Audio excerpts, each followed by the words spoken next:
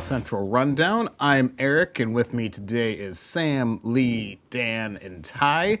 And we're like 10 days out from opening day. It's a real exciting time. The WBC has been interesting. The Athletic put out a fan survey that I think we're going to go through for a bit, but I mean, we've opening day is almost here. Like this is like the best time of the year. How's everyone week's going? How's your teams doing in spring training? All of that good stuff. There's light at the end of the tunnel. I think we're finally getting close to there. Eric, last week I think you introed with like we're in the dog days of spring training, and honestly, I felt like it was a little early for that. I was like, that we're more than halfway there now, and I'm really looking forward to. I actually looked at the first week schedule for the Guardians this week. Man, is that rough? They've got the Mariners and Dodgers. I had put that out of my mind. Um, we're getting closer, and I'm looking Yeah. forward to it. The Twins actually open in Baltimore, and we wanted to go see the cherry blossoms in DC, and it's like that weekend, so we might actually go see the Twins in Baltimore. So Nice. I have to There like you go. I have to take my Russian mother-in-law who knows nothing about baseball and my wife who knows about 3% more than nothing about baseball.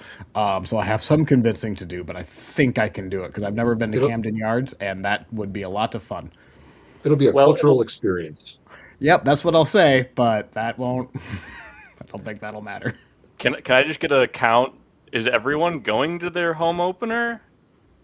Oh, I'm sorry, guys. I was thinking about it, but with Verlander coming back and everyone's pretty convinced that he's going to be starting the home opener, the That's prices wild. went through the roof. Yeah. So I went last year, but this year it's on a Monday, and yeah, so I can't. Well, who's gonna poison the opposing pitcher with food poisoning for bad Chipotle like you did last year, Sam? We know what you did to Gavin Williams. Well, I think that'll have to be. I think that'll have to be Vinny's job this year. Great. I will say one of the things I think the best thing about this time of year is that we go from a real kind of the doldrums of sports content to just a feast of sports. You know, we have March Madness, we have the baseball season starting. Like everything is just like, just this time of year is very content rich as far as that's concerned. oh yeah, like in the span of a weekend, like last weekend or like early in the week, there was a 24-hour period where it was just Italy beat Team USA, the Max Crosby trade got taken back. There was so much stuff going on at the same time. It was amazing. Good time for NBA, sports. NBA and NHL are in their kind of end of season push as well. There's a lot The going on there. 83-point game. Bam, yep. Yeah, Which apparently people hate. Like, what are we doing here? That's a nothing burger. I cannot Nope. like ESPN has taken a hold of like I don't. This They're trying to take mad. They're crap mad away. because it's Kobe. I know, but like still, I did see. I thought it was a little bit funny that they brought the PA announcer in Staples Center, if that's what it's still called now, made it sound like it was a funeral announcing that he had a 83-point game, and there was some boos in the LA crowd, which is fine. LA should be allowed to boo. That was Kobe's big thing, but like for the entire world to like just crap on it because he shot like 40 free throws, it's not his fault. Get over it. yeah, for real. But anyway, that's as much basketball advice that I just did in the last like 10 years. So anyway, we have some baseball to talk about, specifically the WBC, because America is tripping itself and failing upward, it seems like. Uh, Mark DeRosa is kind of a dumpster fire right now in himself. So I don't know what our thoughts are, but let's talk about some WBC. I mean, I just feel like, for me personally, this WBC has just been made, produced, put on specifically for me as a Royals fan. Bobby Witt Jr., Vinny Pasquantino, Michael Garcia. I mean, these guys, and the memes too. The memes have been on fire this WBC. So yeah, I'm enjoying seeing all the guys come up in big moments, and Team Italy can't get better than that. think that's one thing we can all agree on right now. I mean, I have Sam Antonacci, and I did have Kyle Teal. We'll talk a little bit more about that in a little bit. But I'm all in for Italy just winning it the whole thing. I don't care at this point. That doesn't bother you guys at all that it's the makeup of that team? No. I will Nah, say, I don't because really there is a care. lot of discourse about that. If you're on that team, you at least at minimum have to be eligible for citizenship. You have to be able to apply. So it's not like it's just guys with Mm. names that sound Italian or like there's something to that. I've battled that with that a little bit myself. I like that they were able to get in the tournament, but they've gotten pretty far. Now I'm like, oh, this is kind of weird, but I'm probably overthinking it. I might be the odd one out because I'm all in on Venezuela because they have so many current Tigers and former Tigers on their coaching staff. So I'm very. They got Miggy and Vmart on the coaching staff. So I'm like, let's go Venezuela. But I do like Team Italy is very fun to watch. I like the espresso celebration. Well, speaking of coaching staffs, Lee, how do you feel about Team USA's coaching situation? I think I have a better segue if you don't mind. Italy is a very fun team. They're a very likable team. This Team USA team is an unlikable team. I don't know about anybody else. I know that, this sounds like Dan hates America, whatever. Say whatever you want about it.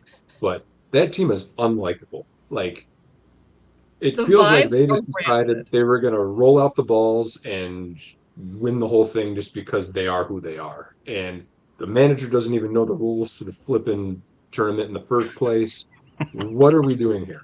But Dan, here's the other I thing. It's a difference between do we hate them or are they the villain because they're too good and they're just going to steamroll everyone, or are they the villain / enemy because they're just not playing to their potential, two, the coaching staff is incompetent to say That's the to thing, be nice about Ty. it. Like, Yes, part of this tournament is you want to win. It's mending fences. It's positivity amongst cultures. All that. It's also that they represent us, and they are doing a crap job of representing us. they're doing a I mean, great just job, look I at actually. who didn't. they were inviting into the freaking locker room before the I wasn't game. even going to go there. That That's was a whole other weird. thing. But I First didn't off, expect to get so There's heated in the first 7 minutes of this. I apologize, but hey this has been hey boiling underneath for me for a while. This is an unlikable team. Quite frankly, I hope they don't win it. That's where at I'm at. least I want And DR to win. I like them. at least it wasn't Cash Patel in the locker room. oh just my you wait. God, yeah, what is going on in American sports right now? Now, Oh hold my on. Now, one thing God. I do want No, to I say, want Team you to know USA, it's a huge thing in Detroit sports right now that Cash Patel fucking cursed the Detroit Red Wings. It's been a whole thing It's since hilarious. September that because September 11th the Tigers play in front of Donald Trump at Yankee Stadium, and then the Tigers go into free fall. Then the Lions play at the Commanders, and Trump is there, and the Lions fall apart. And now Dylan Larkin is celebrating with Cash Patel, and now the Red Wings are falling apart in March again. It's just been a thing for the past 3 weeks, and I'm sick of hearing about it. now I will say the I- one thing Team USA has given us is speaking of memes, Sam, when Paul Skeens looks behind him, Bobby Witt gets up, throws that ball, and he's just sitting there like, We yeah. might be seeing that meme today at some point. There's a potential that meme might appear at some little point. foreshadowing. Mhm. I have two more A little thoughts before tease, as we call it in the business. I have two more thoughts before I get off my soapbox. One is that DeRosa. Obviously a lot has already been said on the internet about kind of the fumbling of the pool play, which, by the way, this pool play was set up for America to advance. You had Mexico and Italy as the other two. It is every year. Meanwhile, Japan is roasting everybody on the other side of the globe. Yeah. But I've heard people say, "Oh, he's great on TV. This won't hurt his on ML." I'm probably being too harsh, but I care a lot about like credibility and even us. Like, I get upset when we fumble and say something wrong. I can't watch that guy now. Like, I don't take him seriously now.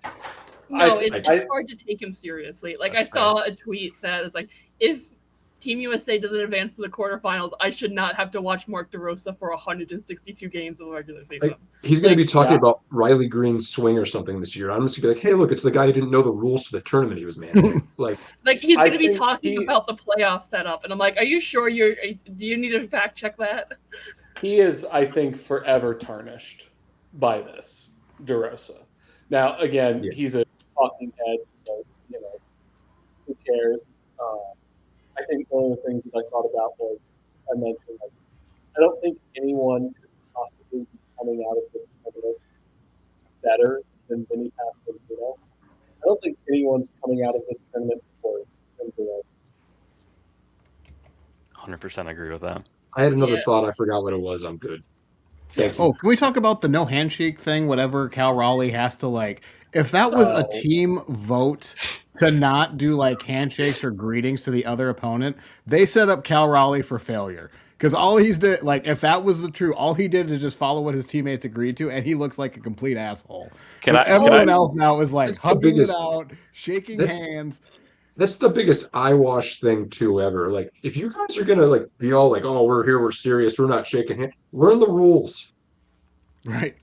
What is like Kyle Raleigh? All he's done this WBC is 1 pass ball, 0 hits, 6 strikeouts, and 2 missed handshakes. That's all he's done. Shout out to Josh Naylor, but I love that so much. Naylor, like, and after seeing the- his post game after the interview, like, yeah, Is He's like, Julio I love gonna Cal. It's not an complete issue. the trifecta tonight? Yeah, Did you see I miss the Josh Savannah Naylor. The Savannah Bananas did a bit during their game last night where I saw the this. Party Animals player comes out, does like the handshake, the catcher pretends he's not doing it, and then they break into dance. Like, what are we doing here, man? So this is more lighthearted than we can probably get off here, off of this subject. But did anyone see the Logan Allen national anthem standoff? Both Logan Allens, one plays for Canada, one plays for Panama, and I think played separately in Cleveland in back-to-back years, and they had their own standoff, and it was just really fun. And it also like the announcers trying to figure out like, well, who is it? Does that look? That's Logan Allen, and who's on the other? Wait, and then like you got to tell they're like looking at their notes like, is that Logan Allen versus Logan Allen? At one point, they call them Logan's Allen. Yes, the Logan's Allen standoff. That was fun. So, anyway, any other thoughts on the WBC? I know there's a big game between, oh my goodness, who is it? Is it Dominican DR in Republic America? and the U.S. tonight? Skeens is on the mound. Do we dare predict? DR wins just on vibes. Yeah. I think DR versus Italy is that's my dream matchup. I don't care who wins. Obviously, I'd like Italy to win, but I don't care who wins the final. I think USA gets off to a lead, but then bullpen doesn't hold up. I think they blow it in like the 6th inning or something. Yeah. Juan Soto hits the walk. USA 8, Dominican Republic 11, and I thought it's going to be a DR Venezuela final from the start. So that's still in play. All right. Well, Last night's game was incredible. First off, that was one of the best baseball games I've ever seen. All right. I think we can move on from that. I think WBC will be wrapped up by the time we record next time, so we'll see who actually wins. Another thing that came out, we don't have to maybe spend a lot of time on this, but it is The Athletic does an annual fan survey, and that came out.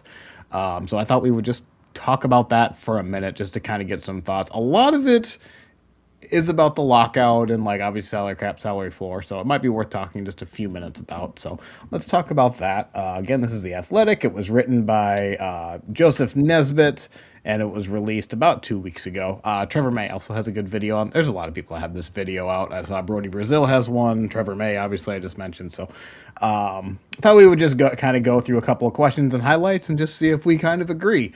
Did any of us take the survey? I didn't see it. No. Yeah. Okay. Well. No, I didn't see it in time. Well, next year we'll get it. I promise. Athletic. All right. So first question: which of the following best describes your feelings and current overall state of MLB?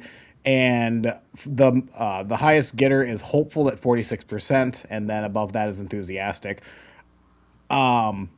So what? Quick math tells me 65% are hopeful or enthusiastic, and everyone else is obviously below that.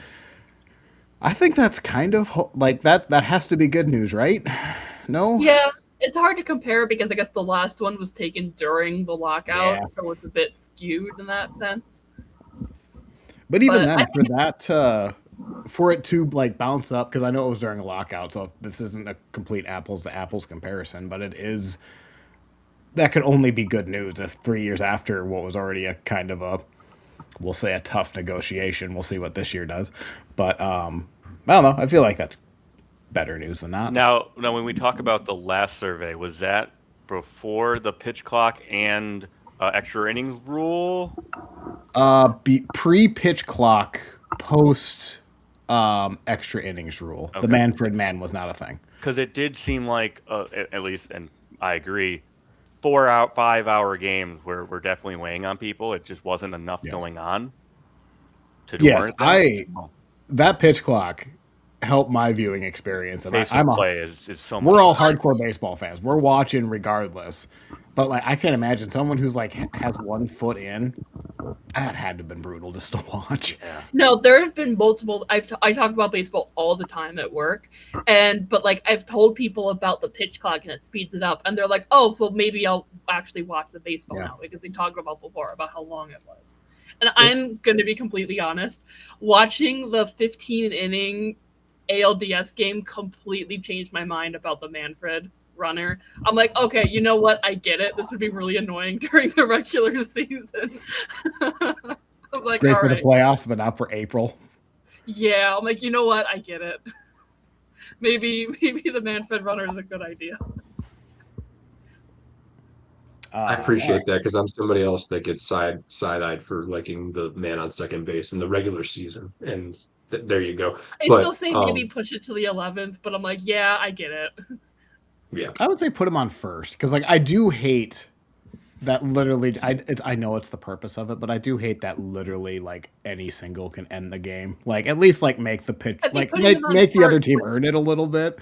I think putting it on first would almost make it worse because it's 1 pitch, 2 outs if you get it Yeah. down into a double play. Sure, it's a Yeah. quicker inning then. I guess. I guess Or it would like get- do it if you don't like the one on first. In the 10th inning, it's guy on first. On the 11th, the guy's on second. On the 11th inning, whatever. Like you can add people from there. But I don't know. I Modify it. don't like Yeah. the guy on second right away. But whatever. I think we would all agree that it would be better for them to just play the 10th inning and maybe the 11th inning straight up, and then if you get to a 12th inning, then you go to the Manfred man. Yeah, I think that'd be fair. It does kind of annoy me that it's 2 sack flies and then you win the game. That does kind of irritate me. But Okay. I'm like, you know what? Yeah, maybe we don't need 15 inning games in the middle of May. So if we go from a Manfred man to the Manfred man. How do you rate Rob Manfred's done as a commissioner? 5 being excellent and 1 being poor.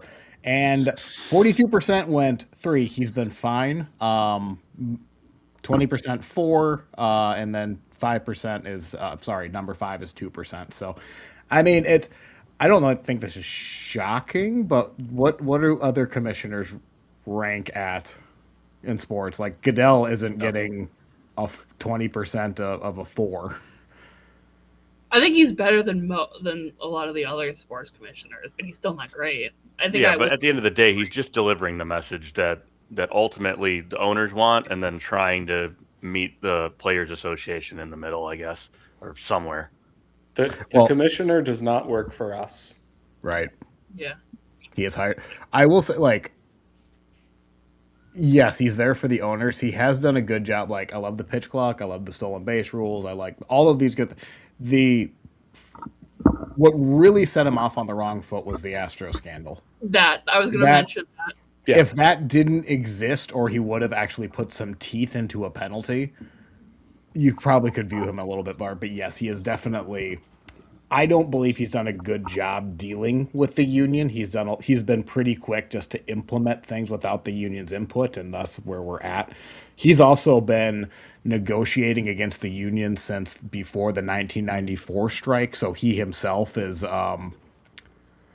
I don't want to say a little bit cantankerous against the union, but he's definitely been fighting them for 30 years. So I think we could say he's a little anti-player, but also does a good job of promoting the game in general. He is the establishment. yes. Yeah. So we won't go through all of these. I'll just kind of pick a couple extra here. So this one kind of goes to a larger question, but the Dodgers are back-to-back champs. Are they good and bad for baseball? 52% of respondents said that they were bad for baseball. And I disagree with this, but I feel like I'm probably the minority here. I think this is a really interesting question because this really, what is good or bad for baseball in the first place is really what we're getting at here. If getting as many people to watch games and pay attention to baseball is good for it, then I think the Dodgers are good for the sport. Everybody talks about how important parity is. Parity doesn't create casual fan eyeballs. Super teams do. Yeah. Dynasties do. Narratives do. And so the Dodgers being back-to-back champs, one, it helps that they're in the second biggest media market in the country, but two, um, they're creating eyeballs for the sport. On the other side of things, for the more hardcore fans, we want parity because we want our teams in Cleveland and Kansas City to do well. So it depends on what you think is good or bad, I guess. What I will say is that what is good or bad for baseball is what's bad for baseball is that the Dodgers are the only one taking the initiative to bend the rules in their favor, and I understand that their TV contract plays into that, but I think Soto and maybe two, three other players are the ones that actually go and get the deferred money and do what they're doing, right?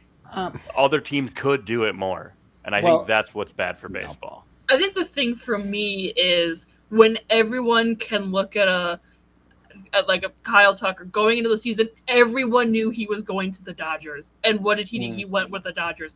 Everyone knew Roki Sasaki was going to end up with the Dodgers, and he went to the Dodgers. It's that thing is what I think. I don't know what to describe it as or like what to pinpoint it is, but like that is what bugs me about where just everyone's like, well, of course X player is going to go to the Dodgers. They're going to overpay him, and they're going to be the only ones who can, and so of course they're going to be a Dodger. That's the thing that kind of bugs me. I get it, but I do hesitate saying that they're bending the rules. Yes, they are using deferred money. They're still paying the full amount of those contracts. They're just doing what financial investors have been doing for years in other ways that are baseball. I think a better word for that is innovating. Yeah. Or innovating. I think in ways that other teams are. The Dodgers, at some point, this bill is going to come due for them. But the thing is, we look at this list of teams. 3 years ago, was it? The Mets had the highest payroll in the history of American sports. Yep.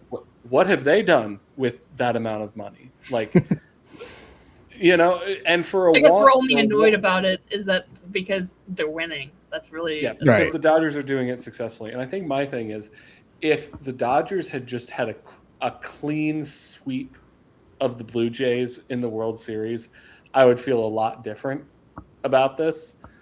The Blue Jays are one play away from winning the World Series, and we're not talking about the Dodgers being back-to-back champs. That's true. So, I don't know. The Dodgers have done a better job at drafting, developing it. Just they happen to have all of the money in the world, so I get why people are angry at them. But I don't know. They've done something better than every other team, and now other billionaires are crying poor because you can't keep up with them. And I have a hard time believing that they can spend money. The Dodgers paid Shohei Ohtani $700 million. If you don't think that's the reason, Sasaki and Yamamoto and they get all of the Asian, Japanese players to come in. That's an easy dot to connect to me. But Anyway, let's go to like on that same thing because it's going to be on the same mind. Baseball economics. Are you in favor of a salary cap? 68% said yes, and floor cap and floor because those are going to be combined in there.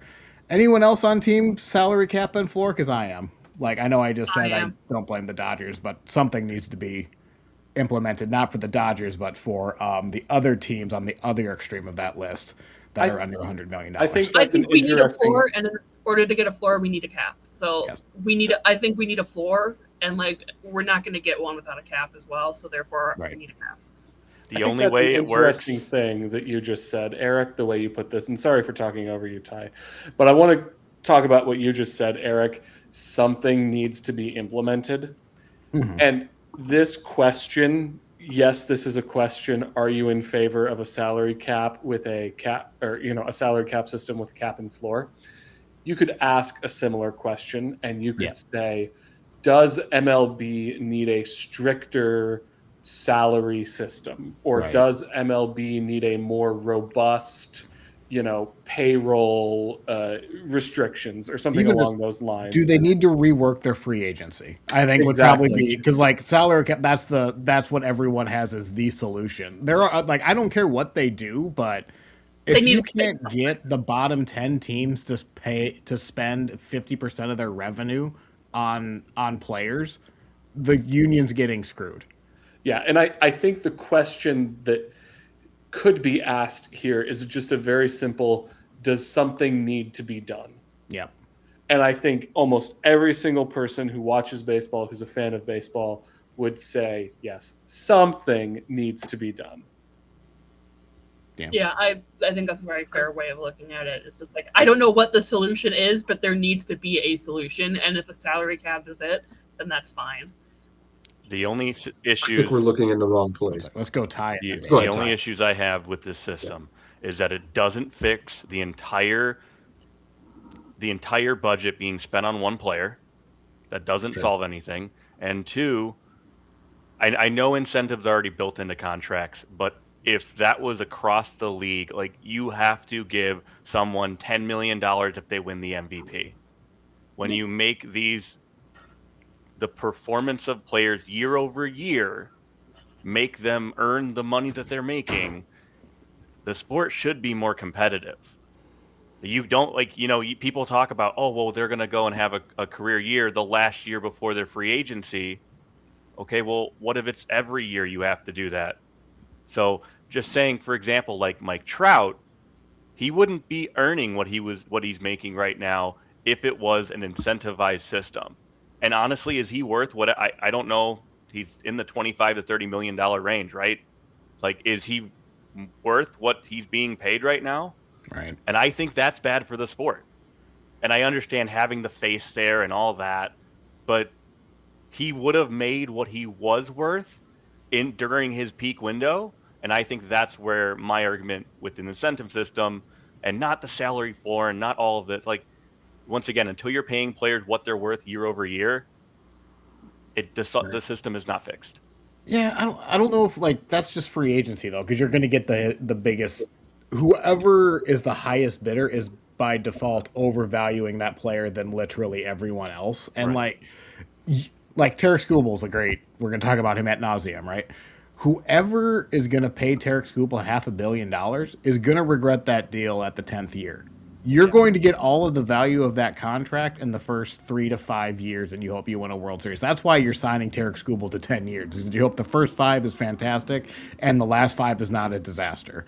So I'm not going to blame. I'm not. I don't think you're blaming. So that wasn't a correct thing to say. But I don't know if I necessarily think that is necessarily an issue. If you want to do like escalators and performance bonuses and things like that, I think that's perfectly fine. But as long as they don't do like an NFL style, like That's you what I get was. $100 million, just about to say. but $3 is guaranteed, and what does that really do? Like Yeah. I don't know. So I think hope it you doesn't could go ask. that way. You could ask this question, going back to what I was saying previously.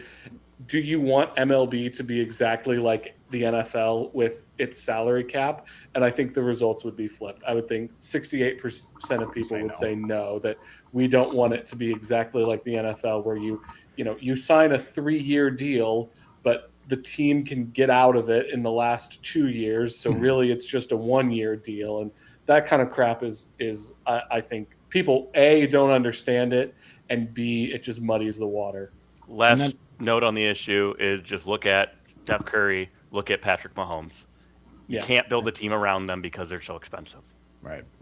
I would say as long as I think like in general, whether it's a short term or long term, a salary cap will be better for players unless like I am of the belief players are not making the percent of revenue NFL or NBA players are. I don't think it's even close. So a salary cap would force owners to do that, and the players would have access to the revenues that they would not currently have. Yes, they do have access to the revenues, but not to the depth that they would need. But that's just my thought. And speaking of Mahomes, he literally just a few weeks ago reworked his deal to turn his salary into a signing bonus. Oh yeah, Because like signing bonuses don't go again. It's that kind of stuff that like I think most people would agree we don't want to see that kind of thing in MLB. Okay. yeah, it was the same thing with the Lions. That Goff reworked his contract. The same thing, opened up $30 million in cap space, whatever the hell that is. We have one more topic that we should cover. I'm doing this arbitrarily. Do we want to talk lockout or gambling? Lockout. Lockout. Lockout? Okay. I was gonna say gambling, but that's okay. We'll talk about So it. is All right, you're in the minority. It'll be a thing for so long, Sam. I was going to say, you can say either one we're going to talk about during the season, and the lockout certainly is impending. We'll have plenty of time to discuss gambling on this show. Okay. Lockout. Well, I guess while I'm finding the question, what do you guys think is going to, like, it seems like this is going to be a fight, like actual threats of games being done or being canceled. What are your guys' actual thoughts? We're not Day going to miss after the the single World game. Series. We're not Day missing a after the single World game. Series, there's going to be a lockout. Yes, that. I'm talking the extreme end of it. The lockout's like guaranteed. Manfred has basically said a lockout is wonderful for getting stuff done. Whatever. But yeah, Ty, you A seem game to will believe- not be missed. That is I'm going to stand by that. I think they miss max of 2 weeks. I don't think it's gonna extend into July or anything like that. I think they're gonna miss like a week and a half. Do they cancel games if that 2 weeks happens? No. I think it's going to be very similar to what we saw last time, where spring training gets taken out. We maybe miss, maybe the start of the season gets delayed a week or two, and then they just plug in, a bunch of double headers throughout the season. Someone's gonna chicken out and not want to have a bajillion games canceled. And I don't Lee, know who I think it's gonna that's the be, thing. That but- cannot be understated how both of these parties, the bigger the sport gets, the more it's at stake to, hey, we need to work together. And look, even if they say we're going to renegotiate next in 28 or whatever, like, fine. Just don't miss anything in 27. Right. I don't know. So then who...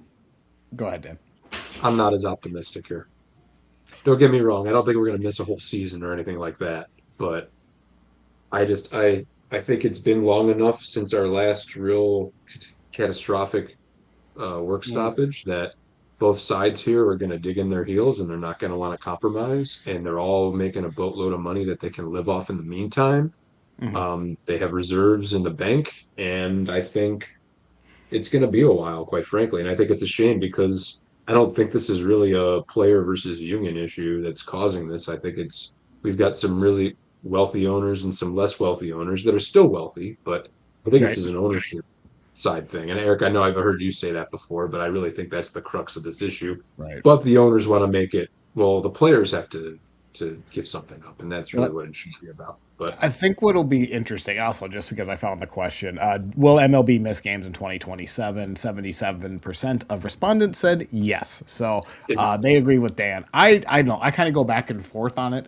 I do think it is an owner. This is truly an owner's issues because the owners have to figure out their revenue sharing before it even gets to the players. They can even talk salary cap. what I wanted to say about the cap a minute ago was the Dodgers make $500 million in their TV contract. Twins, the Guardians, a handful of other teams are selling subscriptions for $100. Right. That is an inherently unfair. That is the issue. Yes. By virtue of just the fact that Los Angeles is where it is, where it has a boatload of people living there. Nothing that they did They didn't earn those millions and millions of people living in their vicinity, but they have all the money. And so that's the issue that needs to be worked through. And they're going to make it a players issue instead, and it's going to drag on. Well, that's where it's going to get really frustrating because those in power always do this, and you can definitely like my stance on ownership. You can tell where I'm going to go on here, but MLB owns MLB Network. They have their own sounding board to get out their mass communication. You can tell the lip service, the brown nosed reporters, John Heyman, that they can get their message out much more thoroughly than the players. And it's going to be infuriating watching the players trip over their own dicks trying to get a singular message out because they're unable to do it because they don't have a machine behind them. Now, I blame a lot of that on Tony Clark, but the crappiest thing about this is that first question you showed was something like 68% of people have a positive outlook on baseball right now. Well, what a wonderful way to screw that up. Mm. I am a ray of sunshine today. I apologize. But yeah. America's not likable. The owners are going to tank the entire system. But Well, and I'll say this. Would it be the end of the world if we saw 120 game MLB season next year? Like the NBA season that got cut short, that was like 60 some odd games long. People loved that when it, so it's just like, I don't know. Would having a shorter MLB season increase interest? The If it casual started fan, in the middle. I be careful what you wish for, Sam. I know. right. But I don't think that would be the end of the world, but it's Right. I also I just think think- I don't think it'll be I like the season as it is. I think baseball in itself is unique in that you don't you watch every NFL game because it's every quarter is do or die. Mm-hmm. You can miss a week of baseball games and maybe miss a couple percentage points in their record, whatever it is. But going to a baseball game and casual, it's much more casual friend friendly to me because it's just a thing to do. Or you're outside, go have a beer, go get a cocktail, a very overpriced cocktail, and have fun with it. And also, but the main reason it will never happen is if there's fewer games, owners will make fewer money, and then players will also earn less money because of it. So I don't think that'll happen. But would it be the end of the world to answer your question? Probably not, but I'd be bummed. yeah. I the think long of it season. also. I like I just like want- it being a long. Sorry, I was talking Go. over you. Lee and then Dan. All right, I think the 162 game season is something that baseball fans really enjoy because they like having it's like you said, it's a long season. You don't have to watch every single game. And also, if you cut that short, then it's always, I think it would just open up to, well, what if, I don't know where I'm going with this, so bear with me. But look at last season, look at the season before. If you end the season at the end of August, the playoff bracket is so much different compared to where it actually ended up. Like if in 2024, if you cut off the bracket, the Orioles are the 2 seed, the Twins are in there, the Tigers aren't in there at all. And then look at last year, the Guardians aren't in there, the Tigers are the 1 seed versus they barely scrape by on the tiebreaker. It would be the same way people talk about the COVID season. Right. Well, this player, when you remove the COVID season, they were every season they had at least blah blah, that type of thing. Don't get me started on the COVID season. I think the Twins were a legitimate World Series team that COVID season, and then they just whatever. I'm not over it. don't talk to me about the 94 lockout. That's true. I think it's Me crazy. too. The White Sox. That might get mentioned at some point later Oh, today. no. If you're Oh, no. wondering, the 94 lockout. Well, do we have any more talking points? Because Sam has been hinting at foreshadowing some stuff.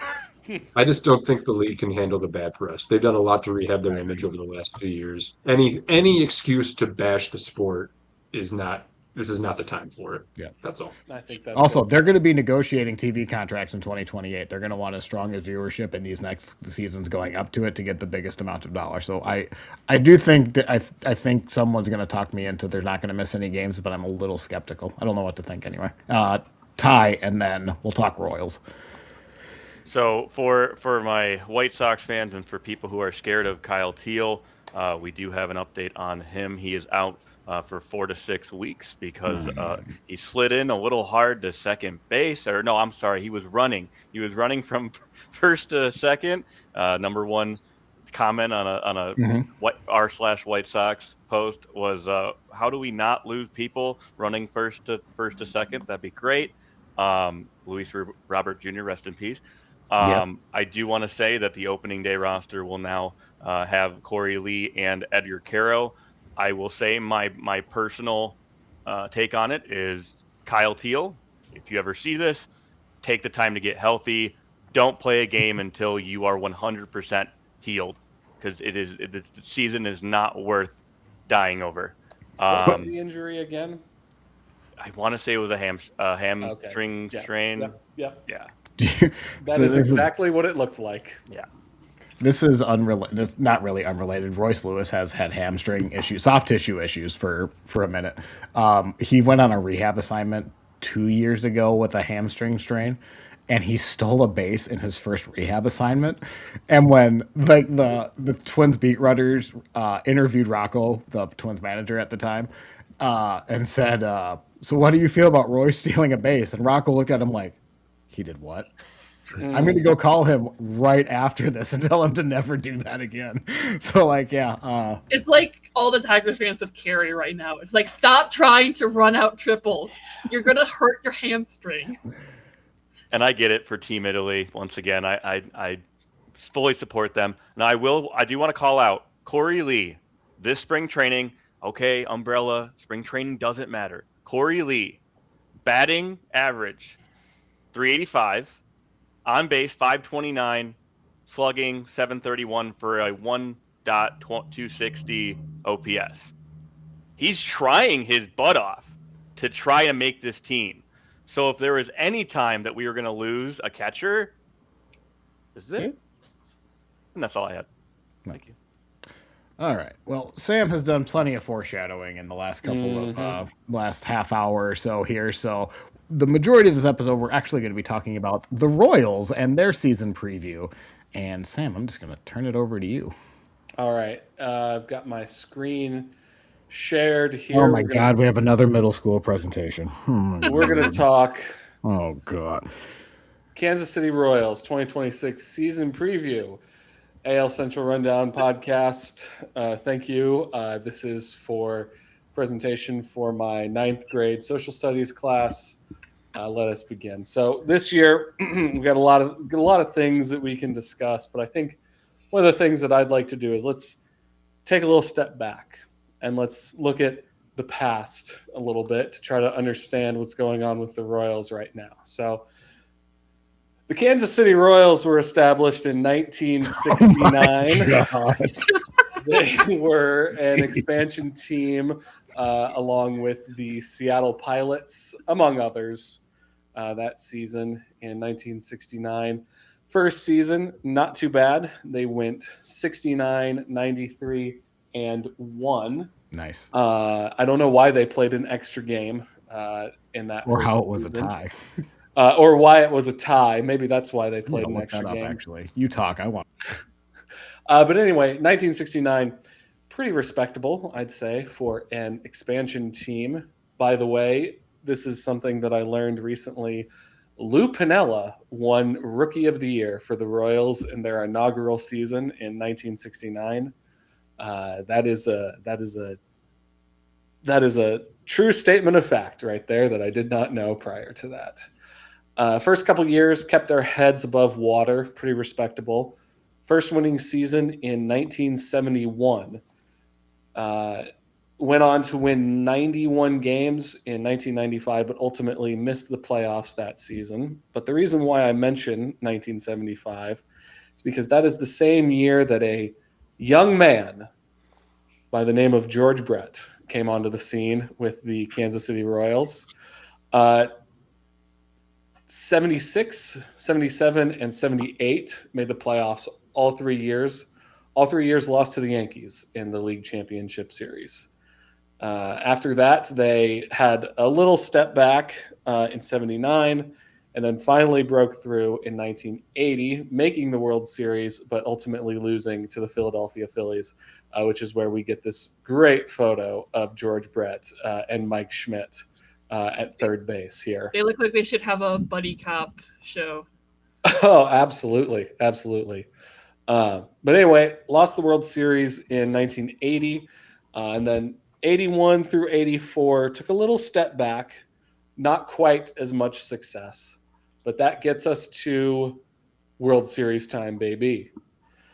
1985, they won 91 games, won the AL West by just a single game.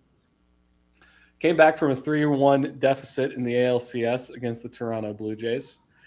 This happened to be the first season that the ALCS, well, both championship series for that matter, were 7 games long. So they really took advantage of those extra 2 games because they needed all of it to come back against Toronto.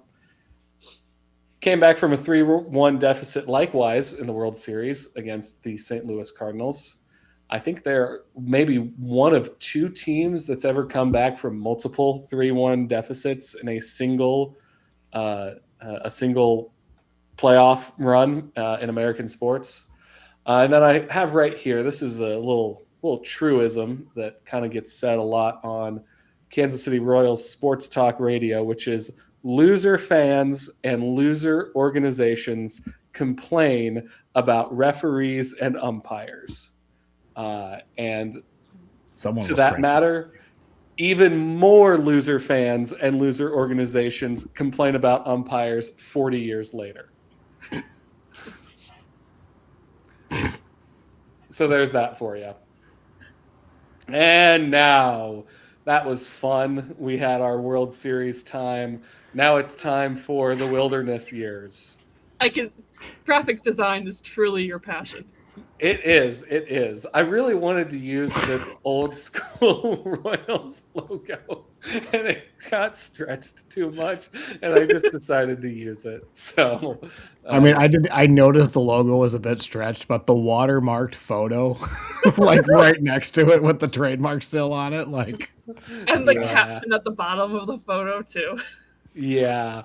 Well, I'll tell you what, if I really wanted graphic design to be my passion, I wouldn't have highlighted any of this text. I would have just had dark text on a dark background.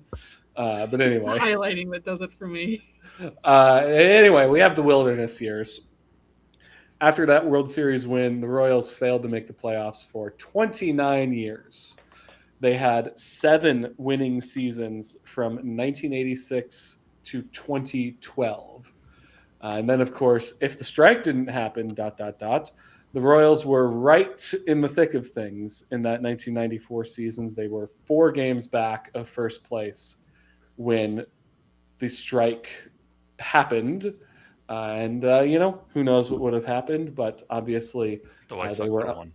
Yeah. White Sox were in first place. They were in first place, but any number of things could have happened in that season, and there are a lot of fan bases that will say, if the strike didn't happen, ...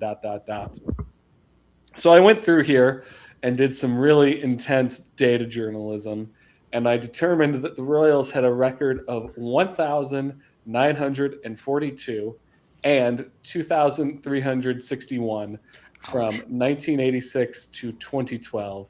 And that is good for a robust .431 winning percentage, or an average of 73 and 89 a season over those years.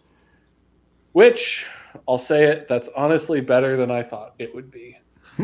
For context, the Twins are projected for 73 wins this year, according to over-unders. So there you go. It really isn't until like there were some decent teams like in the late 80s and into the 90s.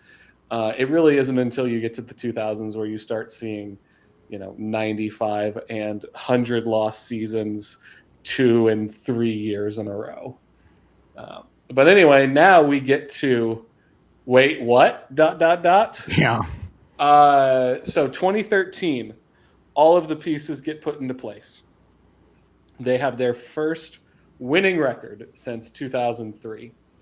They win 89 games in 2014, making their first playoff appearance since 1985.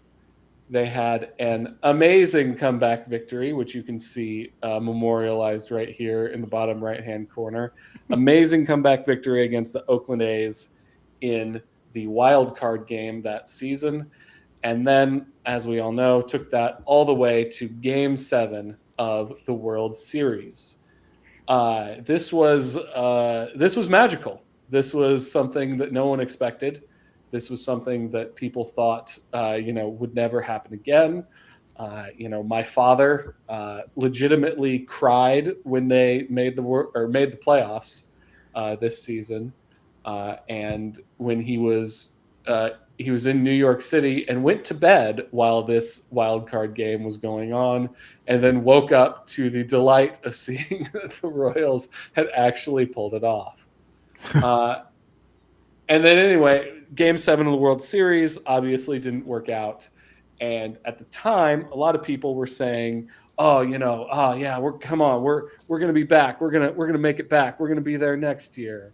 And I was kind of the opinion that was their chance. ... I was very, very pessimistic because this was a real team of destiny that the sports gods just picked up and put on a pedestal this year.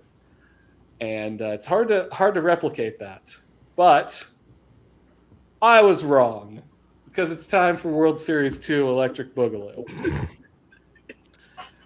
Royals put all their chips into the middle of the table after going to the World Series in 14, signed Kendrys Morales in the offseason, traded for Johnny Cueto and Ben Zobrist at the deadline, gave up quite a bit for those two guys, and they went on to win 95 games that year.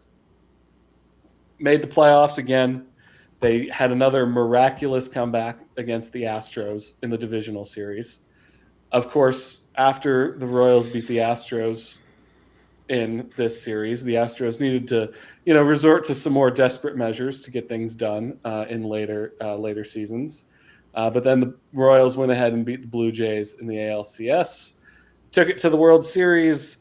Matt Harvey, Jeurys Familia, and Terry Collins said, "Get this World Series trophy away from us," and just handed it to the Royals on a silver. Right to you. Yep. Which we were quite happy to take that.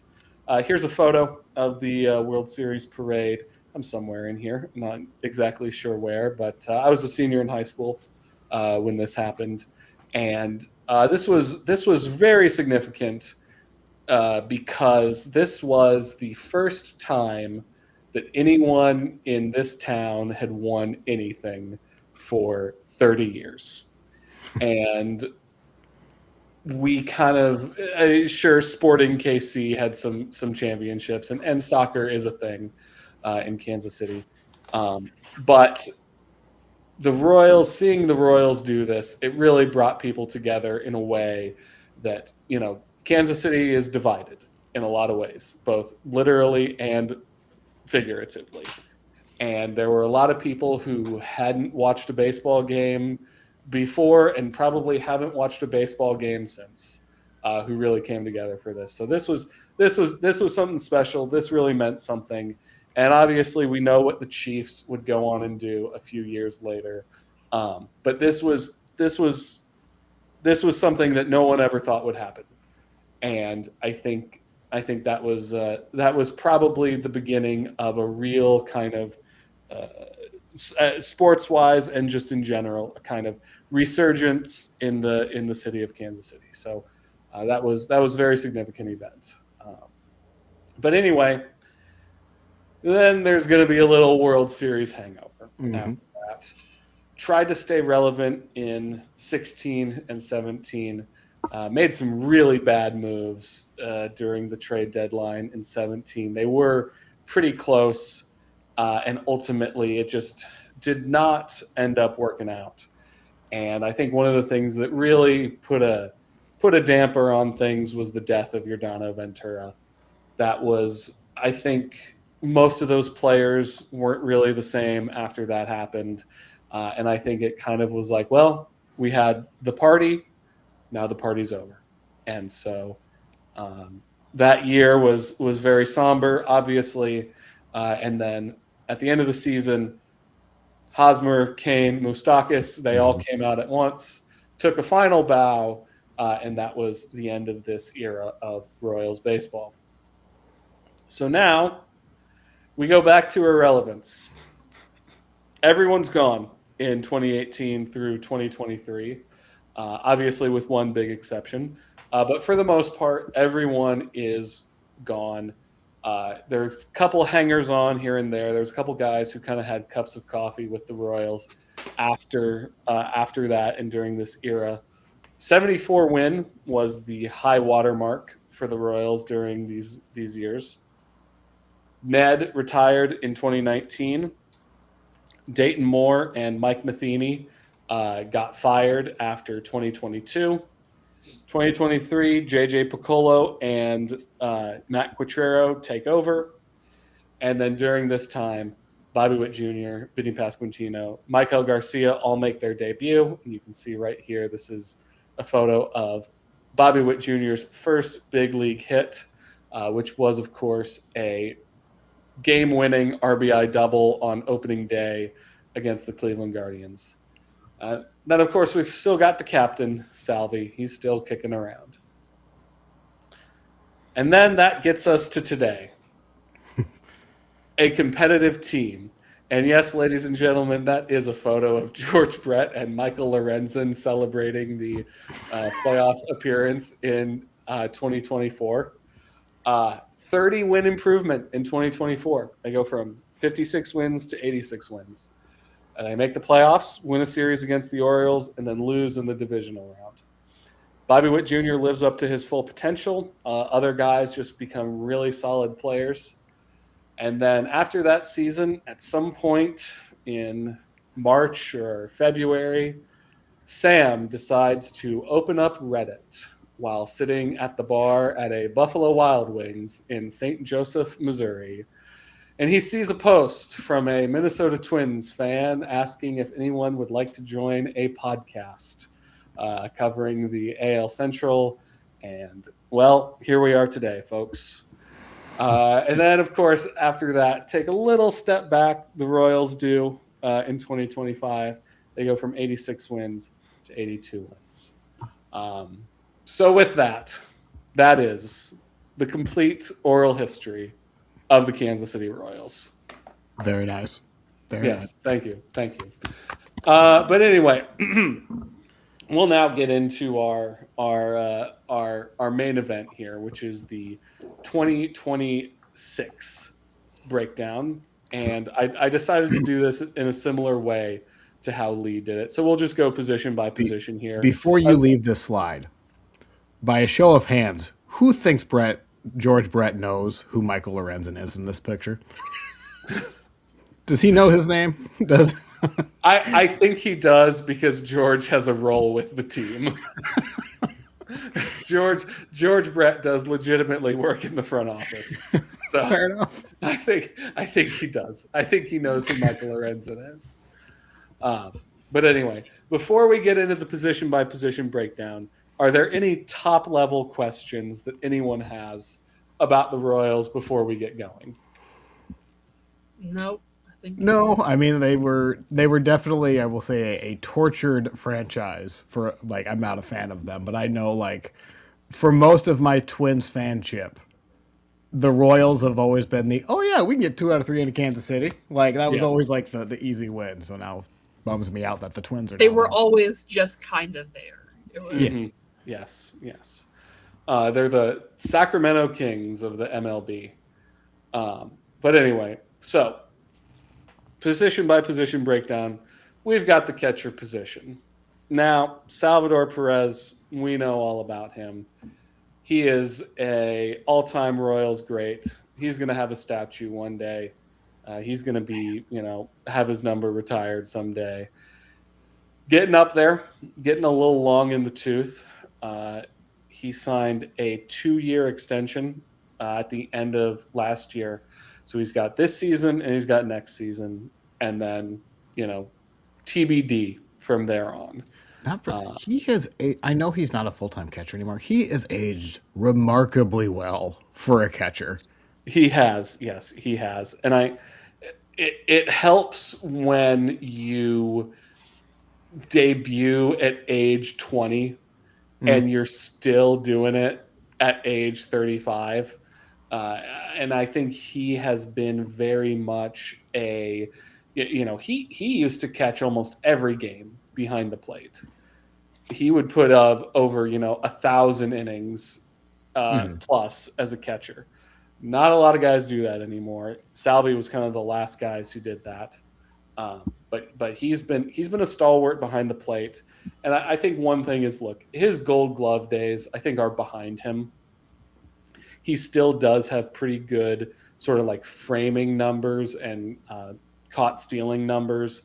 But in the past, he's been a little bit more open to DH, first base, other things than just catching every day. So he's going to be there. And also, Carter Jensen, he's going to be there as well. He came up at the end of last year, had a little cup of coffee with the Royals, put up some great numbers in 30 games. Tremendous, looking player. He hit a home run that I think is one of the longest home runs in the history of StatCast for the Royals during his time last season. Hit another really long home run the other day in spring training. He showed some pretty good stuff last year, and I think he's going to be doing a lot of the catching duties, doing a lot of the DH duties, splitting time with Salvi next season. So we'll see what he looks like behind the plate. He didn't get a ton of reps behind the plate during his little, September stint with the Royals. But I think he's going to be great, a good player. Not to be like this. I'm not trying to. What's a good season for Carter Jensen? Catching how many games at what OPS? I would say a good season for Jensen would be he takes 60 games behind the plate. Really? 60 to if these two guys have an 81-81 split, I'll take it. See, I'm kind of thinking like they're a natural platoon, and Carter's the strong side of that. Mm-hmm. I don't know if I want to see Salvi more than 60 games behind the plate because he's also going to do first base. He's going to do some DH.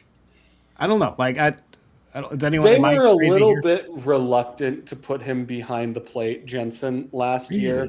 So I don't know how good he is defensively. Like I said, I think 81-81 is going to be a good split for these two. But again, Salvi wants to be behind the plate. He wants that. So there's a lot to catching in 2026. Excuse me. In terms of meetings, scouting reports, knowing the other team's players, all that stuff that maybe wasn't in the past. What a great guy to learn from, first and foremost. No kidding. But also, I could see why maybe they would want to ease a rookie like Jensen into that. Yeah. And there is a lot to learn there as well. Do you think that if Salvi's ever playing first, that he's going to have the pitch comm on his glove? He's the one actually calling the game. I think given the veteran nature of the Royals pitching staff, they just give the pitch comm. That's probably true. That's right. Yeah. So anyway, again, these two guys, let's see a pretty even split between them this year. First base, the man himself, Vinny Pasquantino. He is the guy of this team. And when I say he's the guy of this team, I mean he is the guy who is putting himself out there, who is promoting the team, who is giving the team a lot of national visibility in the national media. And I think that speaks to his personality and just what he brings to the team. His numbers are there. I think he's a really good player. He could be a little bit better defensively. But I think one of the biggest values that he brings is just the average fan knows a Kansas City Royals player, whereas multiple Kansas City Royals players, which hasn't really been a thing in the past. Also, he hit 3 home runs, first player ever in a WBC game. Yeah. Again, I think his numbers are there. He was going to go to arbitration, signed an extension, a 2-year deal. He's making $4.2 million this season. He's going to be making $6.9 million next season. If anyone sees what Vinny did there, that's going to. I hope that was the demand. Like, all right, if we counter with 7 million for the second year, wait, hold on. No. Yeah. Hear me out. I think he put out a pretty funny tweet about that, but yeah, he is if we can just be a little bit better with the glove and continue to produce as he has produced, I think he's going to be a stalwart in that lineup, and I hope he gets signed to a bigger time extension because he's a guy that I think everybody likes. Was this his first year of arbitration or was it second year of arbitration? I want to say this was his first year. I believe it was his first. So. Sam, question for you: expectations and plate appearances. Caught me a little interested. It was very interesting to me to see 2023 260 going up to 554 and up to 682. Do you think he continues to stay at that above 600 range? What do you expect for this season? So the thing about Vinny is he got hurt in 2023 and in 2024. The injuries both times were kind of just like a freak thing. Where Lucas Erceg just barreled into him at first base in a game against the Houston Astros in 2024. So he has had some injuries in his career. I think my expectation would be around a 750 OPS type of guy for Vinny. So, but yeah, he's not necessarily injury prone, but it's just been unlucky, kind of. Yeah, I think he's had a lot of bad luck injuries. I wouldn't necessarily put the injury prone tag on him in that way. So,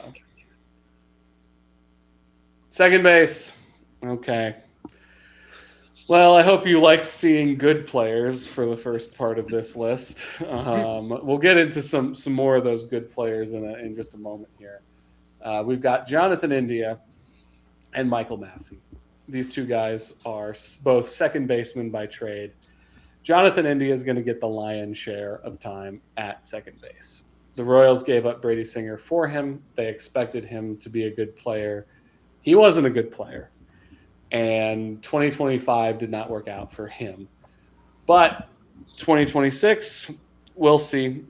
There's no telling. I think a lot of people have him pegged as a bounce back candidate.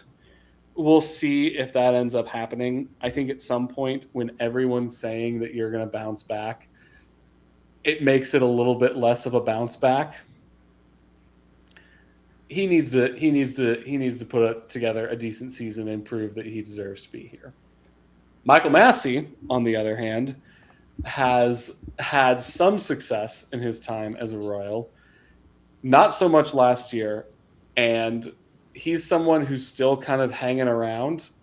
I think the fact that the Royals did not go out and make a big splash, big move is part of the reason why Michael Massey is still on the team.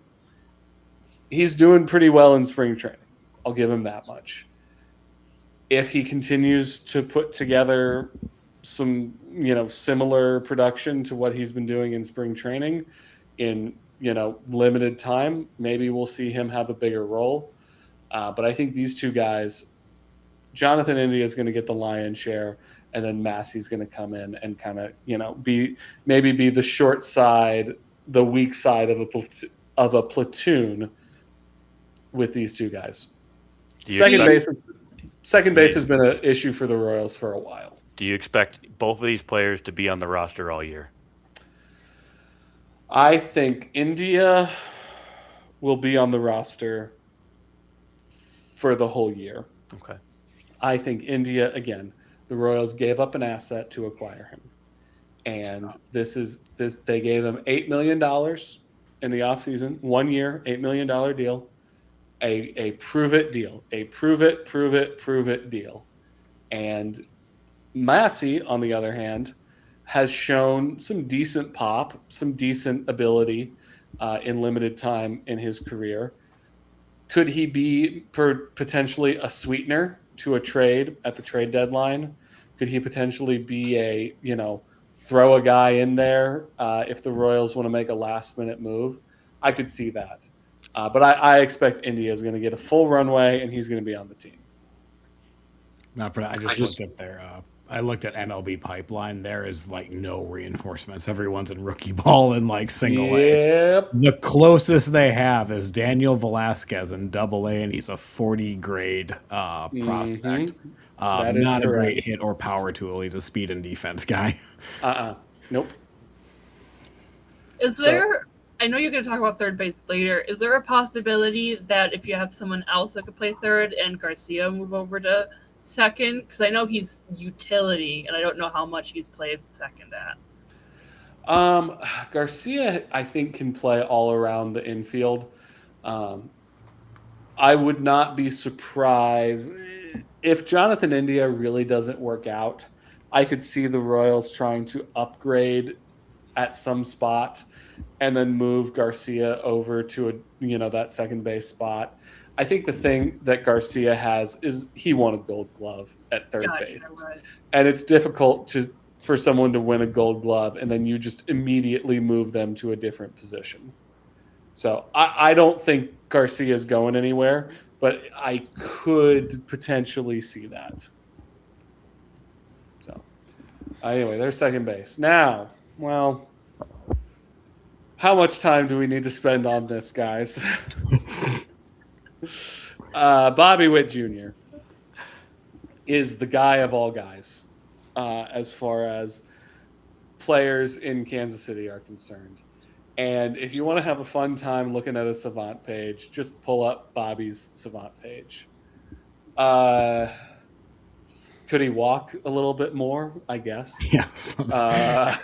When your page looks like that, shut up and just let him do his thing. But yeah, Bobby has been the guy, the cornerstone, the absolute number one, most amazing player that I have ever seen put on a Royals uniform. And I really want to imagine, and I know this isn't the case, I really want to imagine in my heart of hearts that Livy Dunn made this meme with her own two hands. Like she saw that play by Bobby, and then she just like got her laptop and she's like, okay, time to open up Photoshop here. I think that Photoshop woman with Bobby's face on it is going to be my new sleep paralysis demon. Oh, yeah. Yeah, I think that's clearly an AI. I think this is AI. Bobby Witt Jr. here's AI. I think Livy Dunn here's AI. And then Paul Skeens, that is a genuinely Photoshopped image on there. But, yeah, I think Bobby is the guy of all guys. What else needs to be said? Bobby, let's go out and win the MVP this year. So again, I asked the same question to Dan, so not to put this out into the universe, but if Bobby Witt goes down, where is this offense? Well, I would like to refer to you back to my PowerPoint presentation slide called The Wilderness Years, Eric. Right. That's where this offense is. They have some pieces. They have video. They might be able to fake it for a month, but I do like. It would be. Yeah, it would hurt. I mean, he's the best player in the division. Maybe the potential for the Royals to be a legit contending team requires the presence of Bobby Witt Jr. Right. And don't get me wrong. You take away anyone's best player, that team is screwed. But it does seem especially true between those two teams. But not to mention the thing that gets forgotten about is his fielding is phenomenal. And I know we talked about it with the Skeens play and all that, but who's going to play shortstop? Like at that Yeah. point, I imagine it would be Garcia, and then. But Garcia, yeah, it would be. It would the be. point is, he's not just a hole offensively that it would need to be filled. It's Mhm. all around. It's all encompassing. Yeah. And I will say that play that he made, yes, it was Alejandro Kirk. I recognize that. Hmm. But it looked like when you're playing MLB The Show and you're watching the replay and the ball just like magically goes into the glove on its own accord, that's what it looked like. What The a controller guy. got smashed up against the wall after that What play. a Is what you're saying. guy. Yeah. That's one of those videos where you see those like sports video game YouTubers go frame by frame and they're like, how is it that this? So, anyway. Third base, we talked about him, Michael Garcia. I couldn't find a good meme for Michael Garcia to put in the bottom right corner here. So, anyway, Garcia broke out onto the scene last year, Gold Glove winner, type of guy who a lot of people who cover baseball had as a real breakout candidate in 2024. He was a little bit behind breaking out in 2025. Look at those batted ball numbers.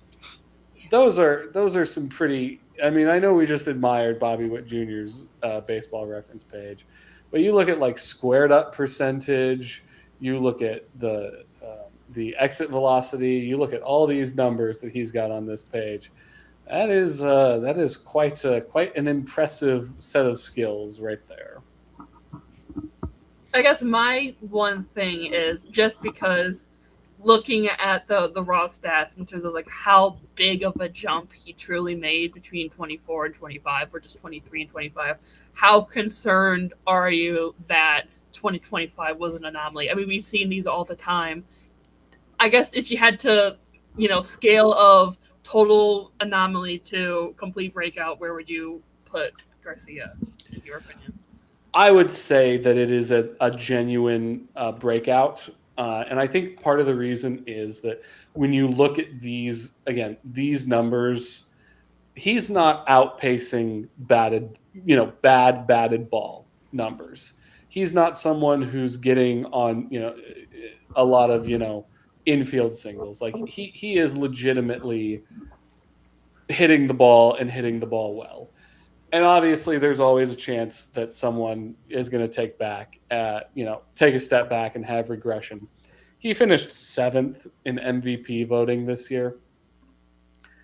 I mean, I don't expect him to replicate that, but I think I would bet on Michael Garcia in 2026. Do you think Sam, maybe not necessarily going to finish up with another 7th MVP season, but it's going to be No. closer to that season than No. to 2024?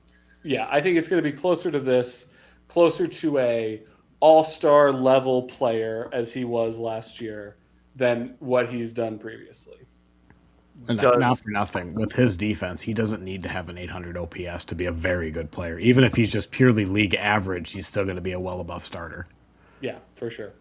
does moving the fences in affect Garcia at all? I think it does a little bit. He hit how many home runs did he hit last year? 16. It's going to affect everyone, and hold your horses on that, Ty. We'll get into that. We'll get into that in a moment here. Don't hit the ball to the left side on the Royals, by the way, just in case you were looking for a scouting report there. That would be a foolish decision to make there. But to second base, just anything you can do to get it over to second base. Anything you can do to hit the ball To the right side. to the right side. Yeah, absolutely. Outfield, bunch of guys here. Bunch of guys in the mix. Kyle Isbell was the everyday center fielder for the Royals last year. Gold Glove finalist. His bat numbers are below average, below what you might want, but I think his defense really makes up for it.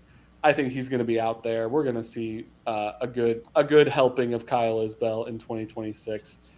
He's a lefty, does not hit lefties very well. So he's a decent platoon candidate. Jack Caglione came up. He was the Royals' top prospect last year. Came up to the Royals and didn't do so hot, to say the least. He showed some flashes of potential. He's a first baseman by trade, also a pitcher, which he doesn't do anymore, but he was a pitcher in college as well. He's in right field now. He is the guy, the young guy for the Royals, and like I said it again, everyone's predicting him to break out. Everyone's predicting Jack Caglione to have a great season, and he needs to do it. I think we talked a lot about Bobby Witt Jr. and his importance to this team. Jack Caglione breaking out and being a really good player and hitting 30-plus home runs, that's another thing that if the Royals are going to be successful in 2026, you kind of need that to happen. Couple guys. Oh, and Michael Massey has been playing he's been getting a lot of reps in the outfield during spring training. Massey has. Just looking at Caglione too, I'm just looking at his breakdown by pitch. His batting average against a fastball, his actual batting average was 163. His expected was 164, so 100 points lower than his expected. His slugging on a fastball was 272. His expected slugging was 481. So like that is more league average. So like there might have been a lot of bad luck in there. Yeah. I don't want to tell you his expected numbers are all sunshines and roses, but at least it was like a major league player and not the 160 that he ended up hitting last year. Yeah, and here's the thing: he had a little injury that he went down with, and then kind of went back to the minors. He went back to AAA and was hitting the cover off the ball. So we know you can get it done in Omaha. Get it done in Kansas City. Is he going to be starting on the major league roster? Yes, he will. Isaac Collins. I'll talk about these two guys in the same time. Lane Thomas, Isaac Collins, two guys who got brought in by the Royals this offseason. Two guys that the Royals are hoping can provide a spark and some better play in the outfield. Isaac Collins, the Royals gave up Angel Zerpa for him. He came out last year. He finished 4th in Rookie of the Year with the Brewers. He was a 27-year-old rookie. He's going to be 28 this year. Looking at his Savant page and going back to talking about players outpacing not very good batted ball statistics, Isaac Collins' Savant page does not, it doesn't inspire confidence. Now, ball players are more than their Savant page. Let me just put that out there first. Like, you can have a mediocre Savant page and be a great player. You can have a great Savant page and be a bad player. Isaac Collins is a prime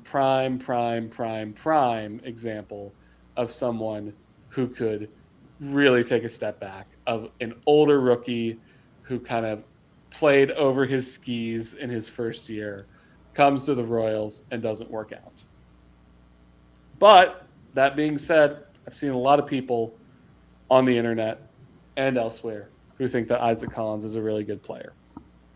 So let's see it. He, I think, is going to get the majority of the starts in left field, simply, like I said, because the Royals gave up an asset for him. So I think that, changes things when you're looking at how much runway a player is going to get. So Isaac Collins, to take a page out of Chris Broussard's playbook, I believe in you. He seems like a good 4th outfielder. If that's his ceiling too. He's a switch hitter. He has good defense. Yeah. You're right. His expected numbers he outpaced his expected numbers last year. So the plate might drip off, but he's a major league player. Yeah. Lane Thomas is a few years removed from having a good year with the Nationals back in 2023. Royals brought him in 1 year, $5 million deal. He'll get some runway out in the outfield. And Starling Marte finally was brought in the middle of spring training as just an additional guy to have. He's going to get some starts here and there. I'm interested to see what Marte's role is going to be. I think likely we're going to see him as a kind of plug in when someone needs a day off type of guy. But when you look at these 6 guys who I've decided to put up here, Isbell is a lefty, Massey is a lefty, Caglianone's a lefty, Thomas and Marte are the right, and Collins is a switch hitter. So I think we're going to see a pretty healthy amount of mixing and matching between these guys in the outfield in 2026 for the Royals. Can I just say, I'm looking at, first of all, Lane Thomas's baseball reference picture is staring into my soul. I don't know what it is. It's something. Him and Kyle Isbell next to each other. It looks like they just copy pasted and then slightly edited his face. Mm-hmm. I don't know. I don't know what it is, but it's kind of unsettling. Yeah, those 2 guys do look very similar now that I look at it. That is a good poll. All right. Any more questions on those guys? You definitely showed that Collins might not be the guy this year. Of these 6, who will be the most valuable outfielder for the Kansas City Royals this year? It better be Jack Caglianone. Okay. Okay. Just want to make sure. It better be, right? Who will be the least valuable? I think. I hate to say this. Marte. I think it'll probably be Starling Marte, simply because I don't think he feels like a locker room guy. You know, he feels like a guy who's going to get 150 plate appearances. Like that's. I don't foresee him seeing a lot of action, and I guess that's kind of a cop-out answer. I wouldn't be surprised if, like I said earlier, Michael Massey isn't on the team in June, July. To kind of back up Lee's question, you said Jack Caglianone better be the best outfielder. Who will be, like in your gut, in your heart, who will be the most valuable outfielder? I do think Caglianone's going to be the most valuable outfielder. I think he's going to go out there. I think you look at his just raw talent, just raw talent. He's got the most of that on this page. I think, look, could he go out there and hit 40 home runs and have an 800 plus OPS or an 800 OPS and have a 140 OPS plus season? He could most certainly do that. That is well within his range of capability. I also think, look, if he goes out there and hits 25 home runs, has 85 RBIs, is a 725 OPS player, a 110 OPS plus guy, I mean, that's what the Royals have been dying for out there for a while. So I think that I don't think he's going to put up all-star or MVP numbers this year, but I think he is going to put up numbers. I will say he has looked good in the WBC. Just calling. He has looked good in the WBC too. So, and famously, as I said, I think all of the guys who are in the WBC, especially on Team Italy, are going to have a little bit more juice, going into the year. So, hopefully, he could get off to a juice meaning espresso, of course. Hopefully, he can get off to a little bit of a good start this year. You said there's going to be probably a lot of mixing and matching. What do you think the most common outfield configuration is going to look like? I think the most common is going to be Isbell, Collins, and Caglianone. I think just due to the fact that there's more righties in the league than there are lefties, and I think we'll see a pretty good split between Thomas and Isbell in center field. I think that'll be a platoon that we see quite a bit of this year. Is the more Starling Marte plays, the worse news? Like, is that I think so. I think that's a good way of putting it. I think if Starling Marte is out there and he's playing, he's getting big time at bats for the Royals, I think that means something has gone wrong. So, and look, none of these guys are gonna win the MVP this year. And would I have liked if the Royals had gone out and gotten Duran or Bellinger or Abreu or some other big time name? Of course I want that. That is, wish number one of my Kansas City Royals fandom. But I do think that the situation in 2026 and the situation 365 days ago, this is so much better than it was last year. Because last year I was counting on the Royals to make a last minute end of spring training trade. Like bring someone in at with 2 games left to go in spring training. Now, granted, that could still happen this year. I'm not counting on that. I don't think that's going to happen. But the Royals absolutely needed to do that last season. They don't need to do that this season. But speaking of the outfield, Ty, here we go. Perhaps the biggest move that the Royals made this season was bringing the outfield walls in. So as you can see on this little graphic here, sort of starting in left center and right center, the walls are going to sort of taper out. They're going to move out by about 8 to 10 feet all the way down to the foul poles out here, where they will be about 8 to 10 feet closer to the home plate. Now, of course, that means that we're going to see more home runs getting hit this year. And fortunately, that means that there's going to be some Royals players who are going to have their home run totals increased. Bobby Witt Jr., Salvi, Vinny, all these guys. Great. Let's see it.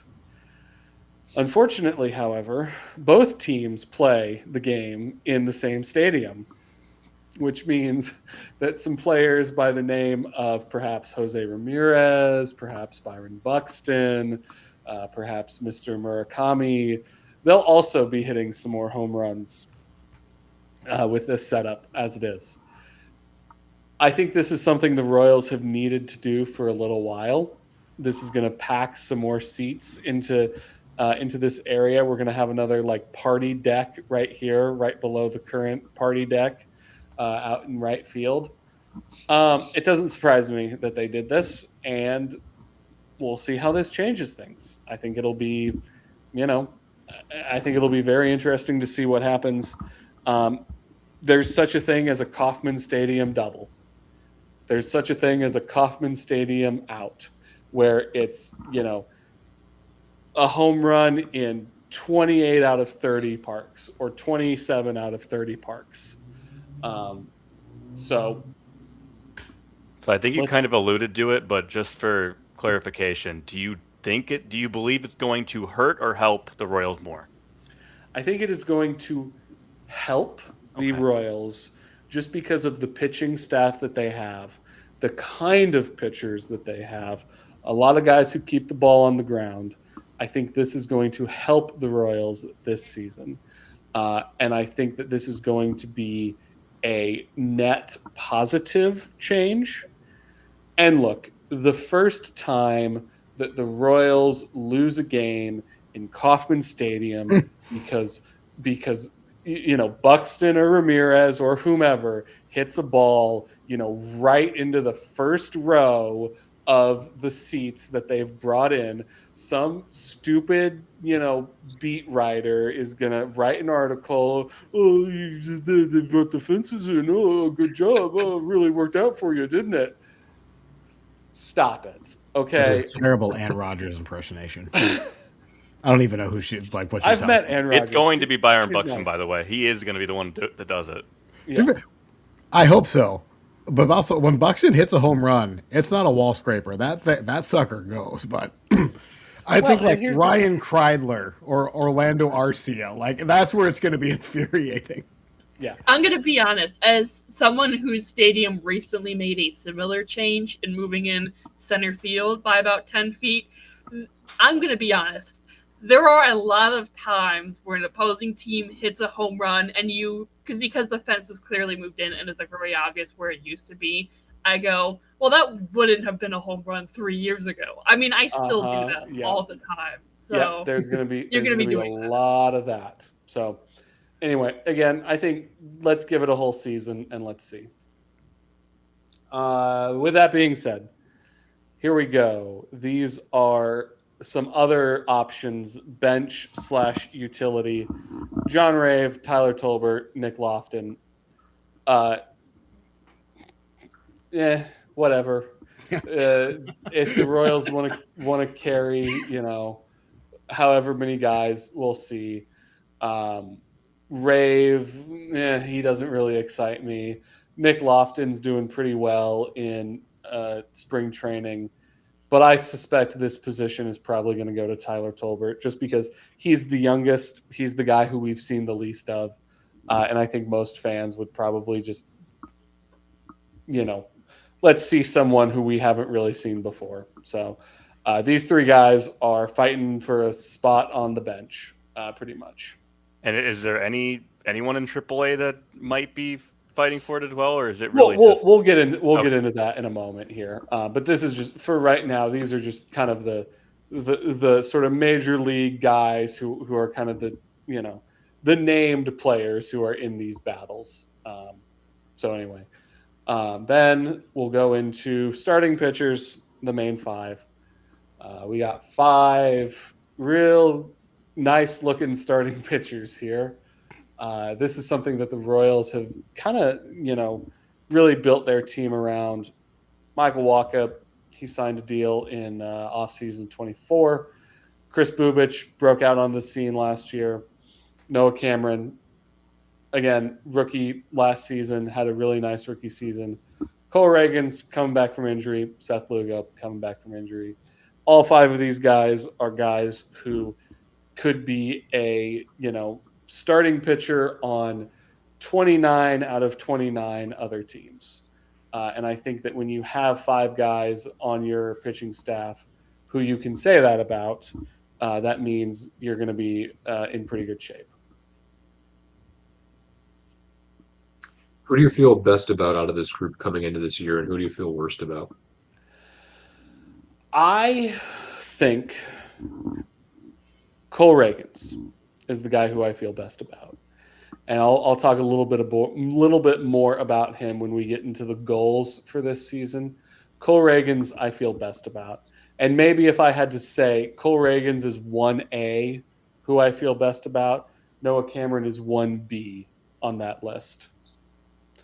So I think those 2 guys I feel pretty good about. I do think Seth Lugo, coming off of injury again, he's a little older, a little more miles on the tires. I would maybe feel the least good about him, but still, I do think he showed that he's still got it last year, and I don't feel bad, quote unquote, about any of these guys. So you think Cameron is going to continue on what he was showing last season? I do. And look, maybe that's just hometown bias. Who knows? I like Carter Jensen.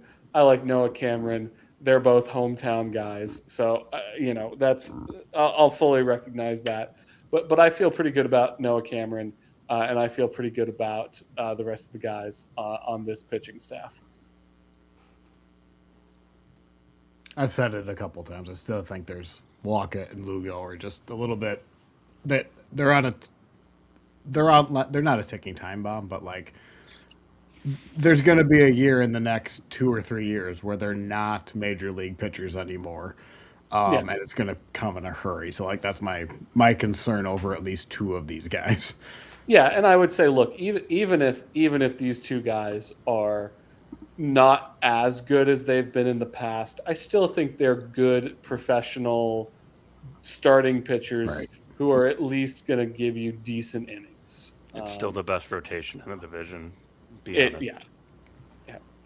But anyway, then we get into bullpen.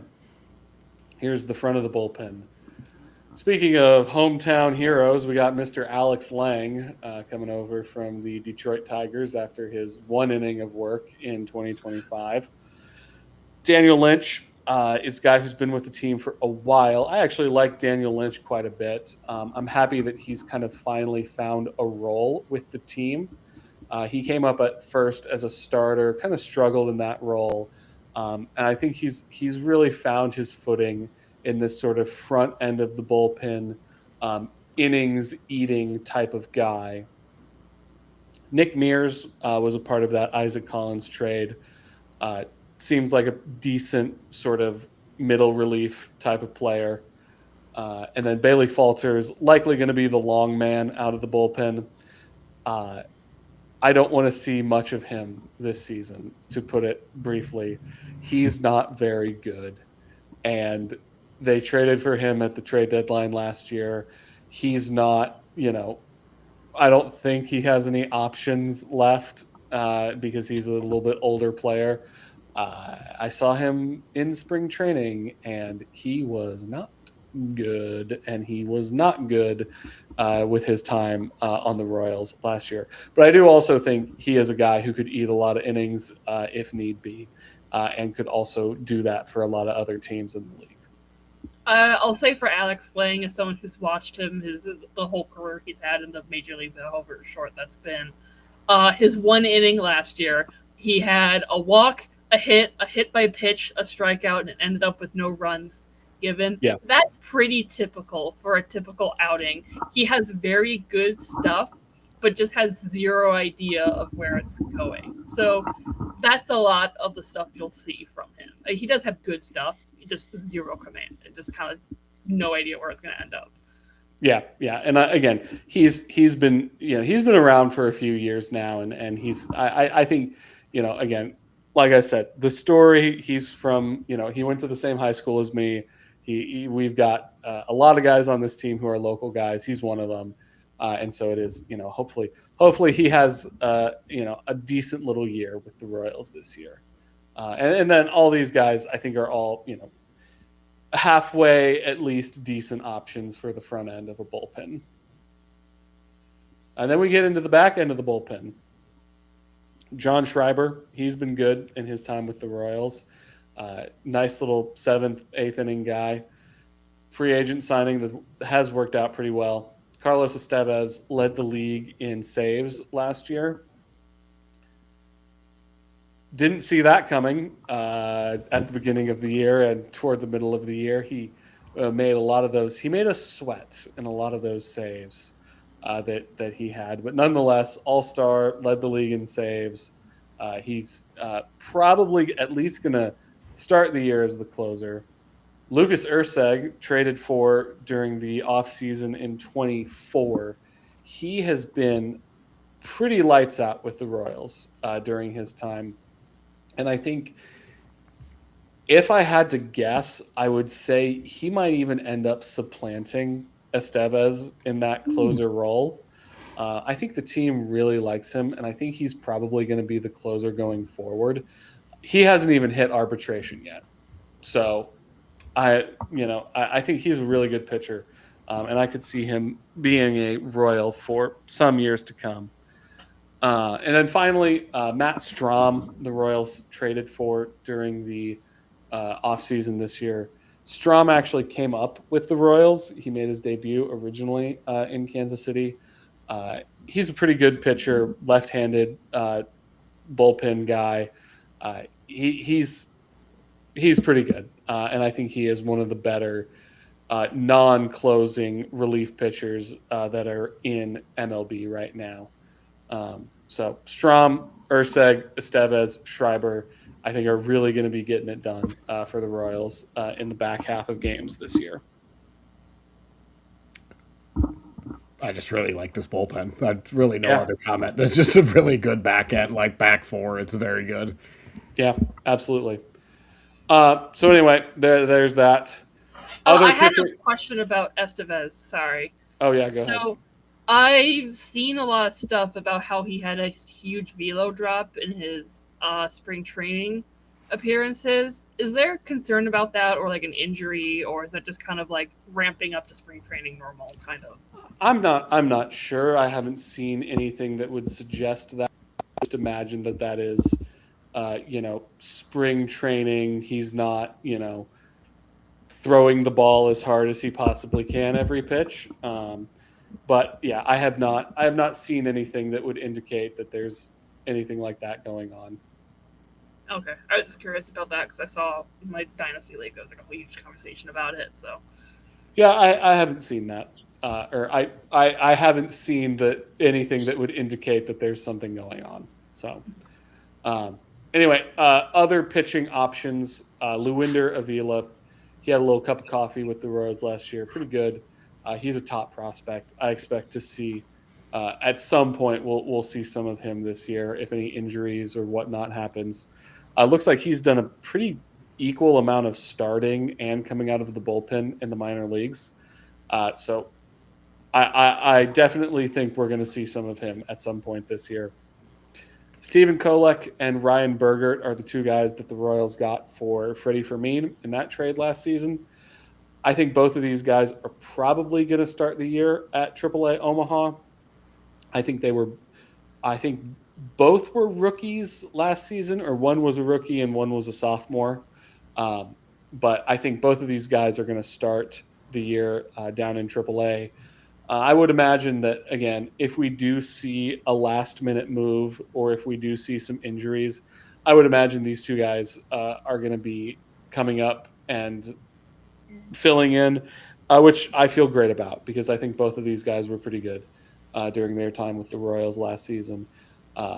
Foolish Bailey picked Stephen Kolek as one of his pitchers that he likes in 2026. So that's either a death sentence or that'll mean he's really good. So those guys will be around. Prospects / others who are in the mix. This is not an exhaustive list, but I just went through things and looked at some other guys who I think are in the mix right now. Bed Kuderna, Steven Zobak, Shane Pizzini, three pitchers who the Royals have in the minors. I don't know a ton about any of these guys other than actually Kuderna. He's another local Kansas City guy. They all have ETAs of 2026. Maybe we'll see some of these guys make a comeback or make their debut this year. Gavin Cross is a outfielder for the Royals. I think he could be in the mix for that bench spot at some point. He was someone who a lot of people wanted the Royals to call up last season for the Royals. We'll see. I think he is, he's 25 right now. So I think if we see him kind of now or never, I guess. But if some injuries happens or if he just hits the cover off the ball, I could see him coming up and being a decent option off the bench or something like that. I don't know if he faded last year, but he had a 704 OPS plus or OPS in AA last year. So I know it was dire in the corners in Kansas City, but that is not No, a savior. It's not. No. And then just some other names. Again, this is not going to be every single guy. This is not going to be an exhaustive list. Jose Cuas, he's got a nice story. He's been with the organization before. Seems like they like him. Eli Morgan, Hector Neris, two veterans that the Royals gave kind of small-time contracts to. Mason Black came over as well in a trade that the Royals made this offseason. Steven Cruz is a guy that has been with the Royals for a little while. He's a relief pitcher. Kind of feels like to me the Royals have kind of outgrown him as far as what they have in their bullpen. Same thing with James MacArthur. He's coming off of injury. I feel the same way about him. These are two guys who I just don't think kind of just are kind of a cut below the current Royals options. I could see either one of those guys getting moved in a trade. Elias Diaz, those are the pitchers. And then Elias Diaz is a veteran of all veteran catchers. If the Royals want to carry a third catcher, I could see him making the cut. Brandon Drury, veteran infielder, Royals gave him a small deal. And then Cameron Meisner came over from the Rays during the offseason. He's an outfielder. He's, I think, in his second year. He's okay. He could be a decent option for that bench spot potentially. But he also went to Mizzou, so that's fun. But yeah, those are just kind of the guys who are in the route, hanging around. I could see any number. I could see some of these guys making the team, contributing. I could also wouldn't be surprised if we some of these names we don't ever hear at all. So, anything on any of those guys? Any particularly outstanding spring training performances that you've kind of noticed being? I think the biggest spring training outlier right now is Nick Lofton. He's been playing really well in spring training.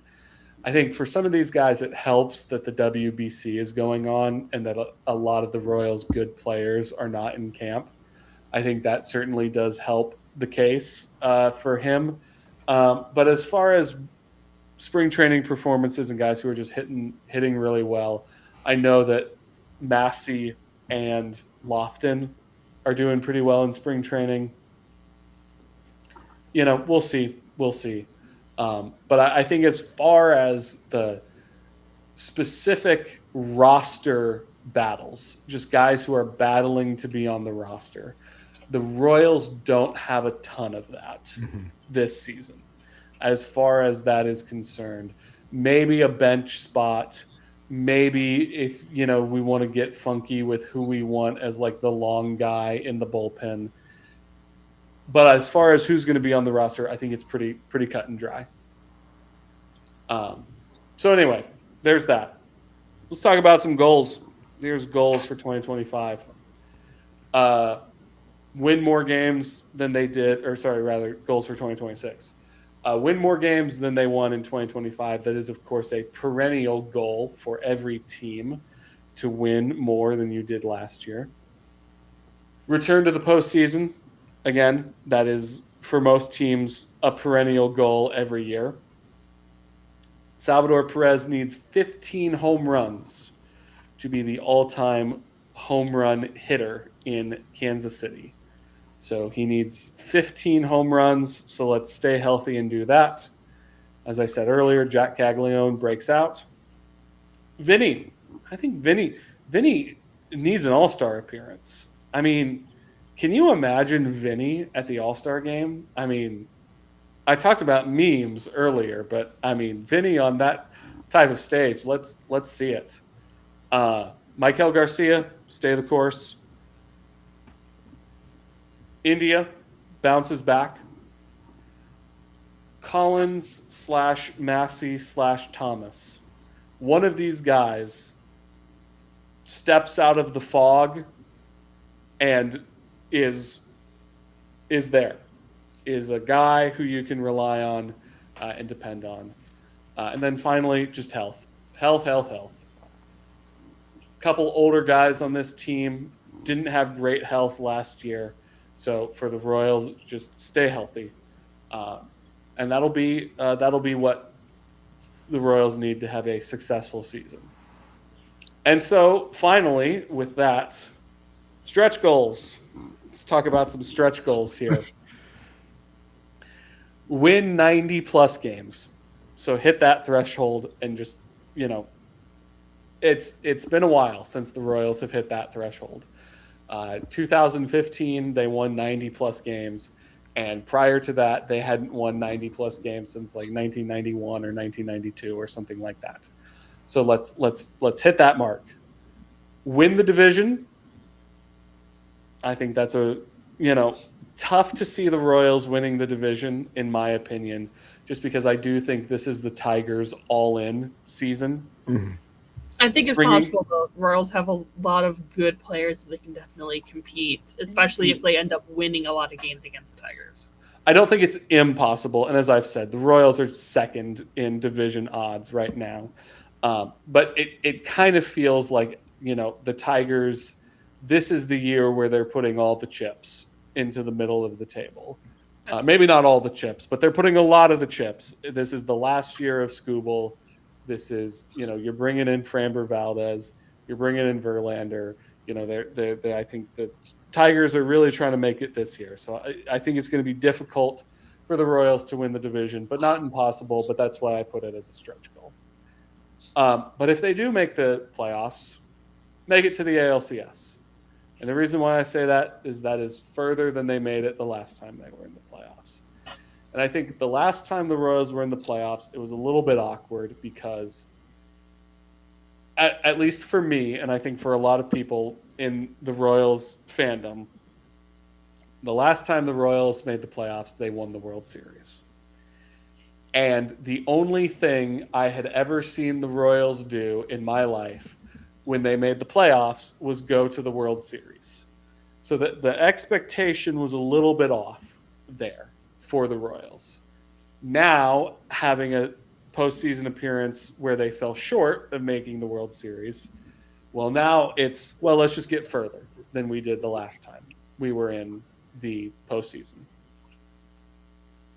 Bobby winning the MVP. He's second in MVP odds. He's plus 450. Judge is there. Judge has won the MVP 2 times in a row. Maybe there will be some fatigue voting for Judge. We've also seen Judge have years where he didn't win the MVP. We've seen years where he got injured. We've seen years where he was, at least for his standards, a little bit less than. So Judge is always going to be out there.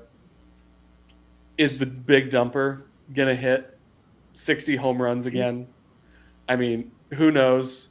But I think Bobby, go out there and just win the MVP.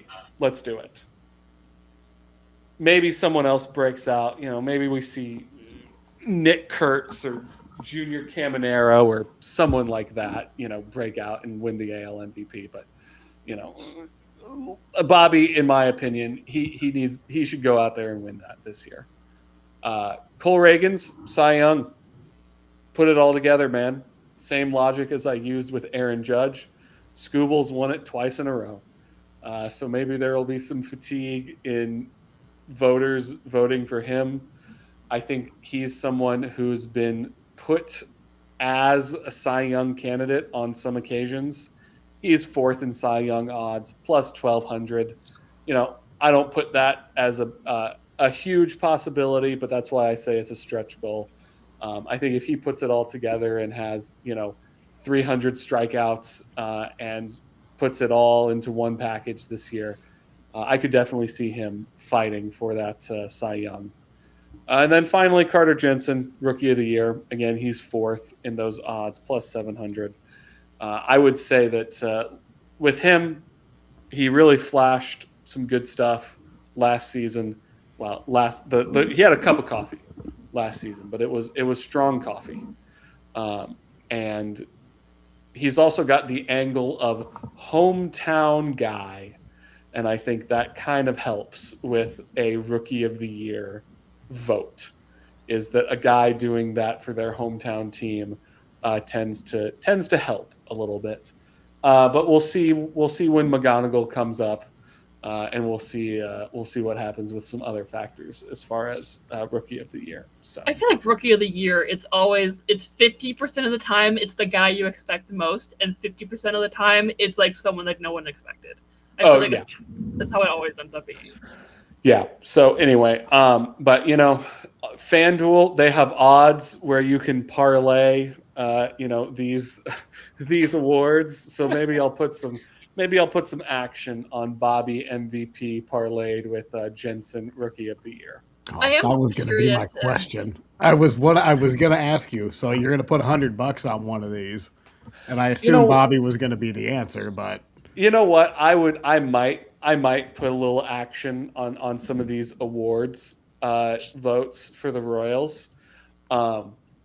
I think I could easily see one of these awards going to a Royal this year. So let's see it. I am Maybe curious maybe about maybe all Caglione. three. Who knows? What about Caglione for Rookie of the Year? Because I would have expected him He over is Jack. ineligible. Yeah, I don't think he's Oh, eligible. he does not eligible. He had like 150 plate appearances. Yeah, He had, he is. I would be talking about him, but yeah, no. That kinda Caglione sucks. he is past his rookie limits for this. I didn't season. realize he was past Yes. the limits there. He is. So Sam, anyway, I will say that I really enjoy your optimism in the stretch goals. Now, Mhm. if the Royals were not to make the playoffs this year, do you think it would purely be because of internal, like just people didn't meet expectations, or it's the fact that other teams did way better than expected?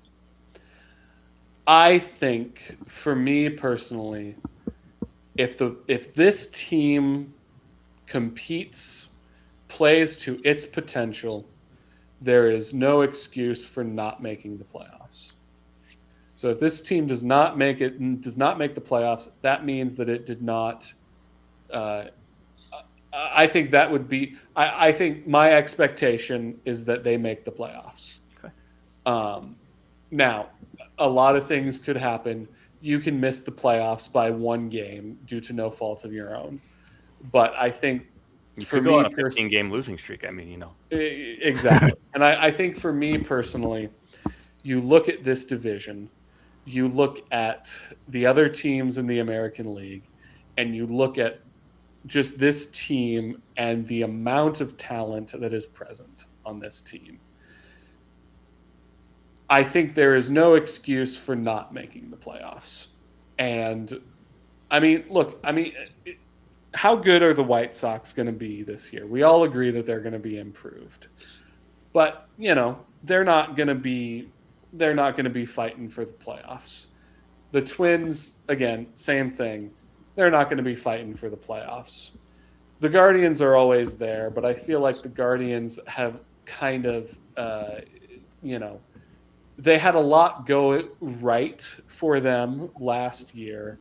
And sometimes you have a season where everything goes right for you, and then that is followed up by a season where everything goes. I mean, as far as closer being Dan, as far banned to the Shadow Realm in July was no, everything going right? no. What I mean, Dan, as far as making that big comeback and doing what they did, and also having that as a motivating factor in what they did last year. Because again, I think what happened with Clase and Ortiz, you can have that happen, and the team can, Rally. I agree. cower That definitely after happened. something like that, or you can have a team that rallies and uses. No, that they as went. motivation. We're going to win, and this that's thing what in the spite of Guardians that. did last year. Yeah.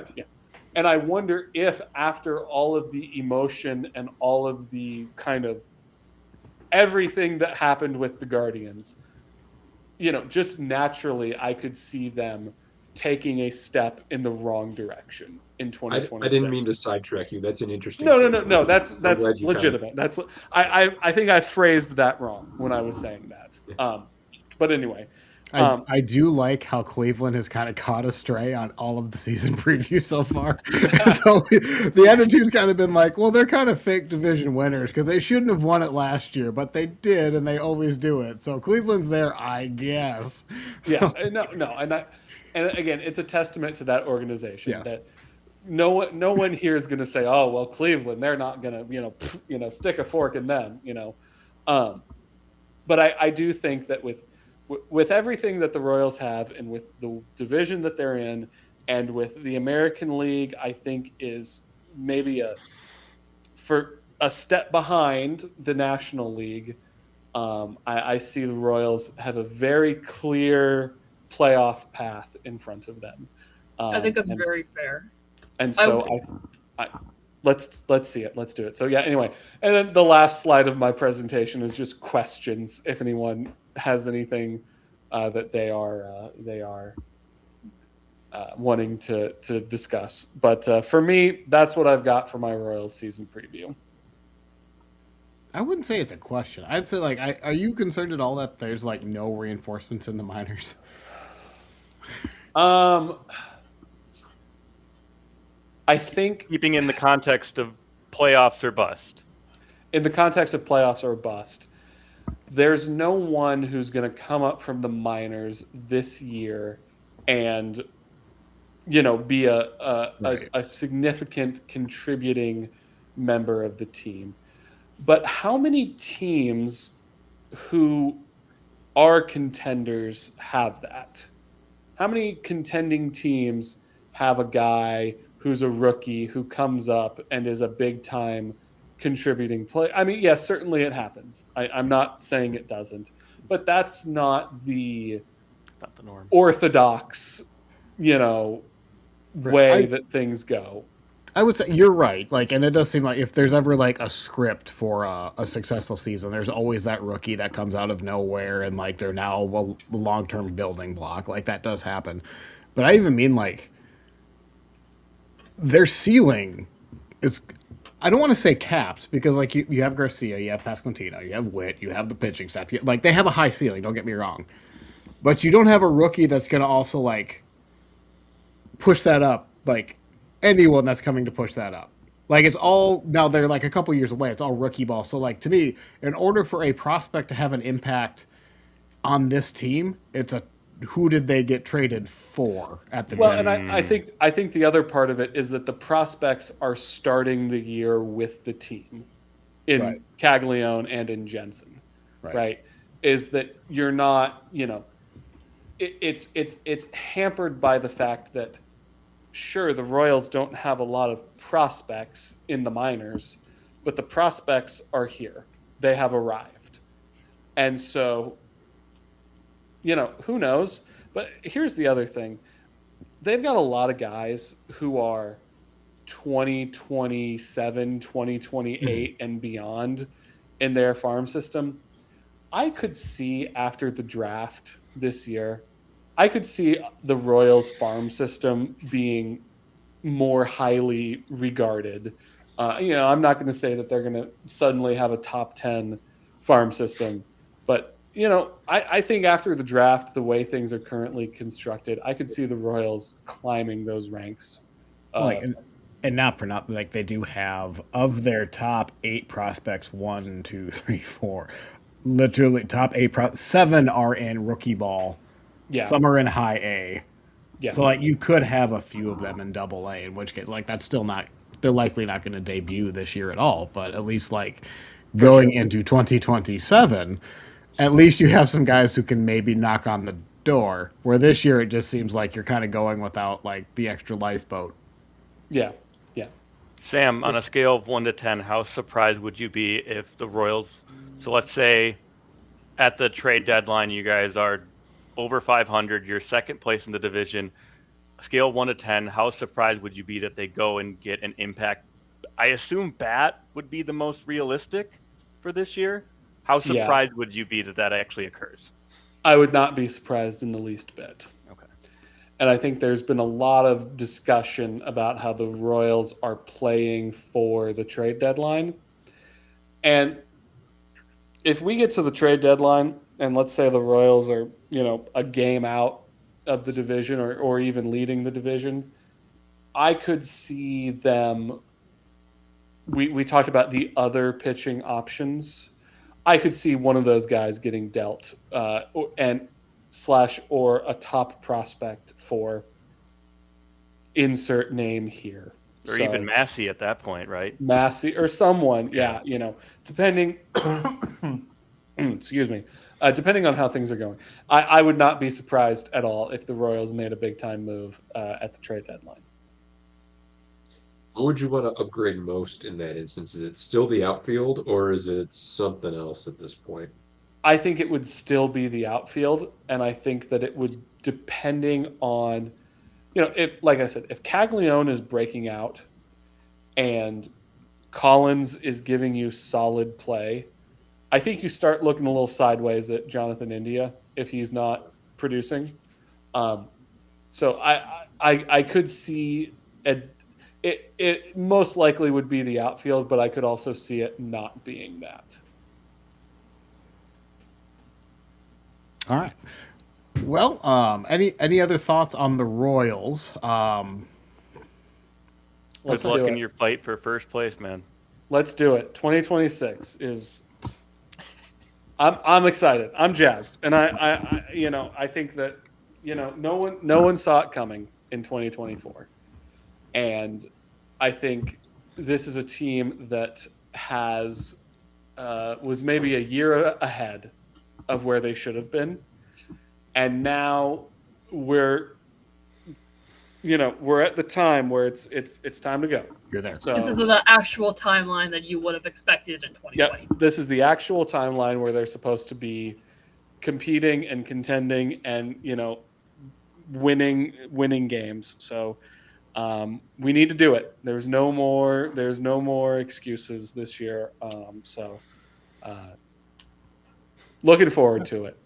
Good. Well, I think with that, next week, by process of elimination, we're going to be covering the White Sox. And Ty, I need you to just randomly next week to just crap on the Guardians for no reason and say that they're fake division winners because we've all done it. And I need you to continue that trend for the bit. So Fifth place.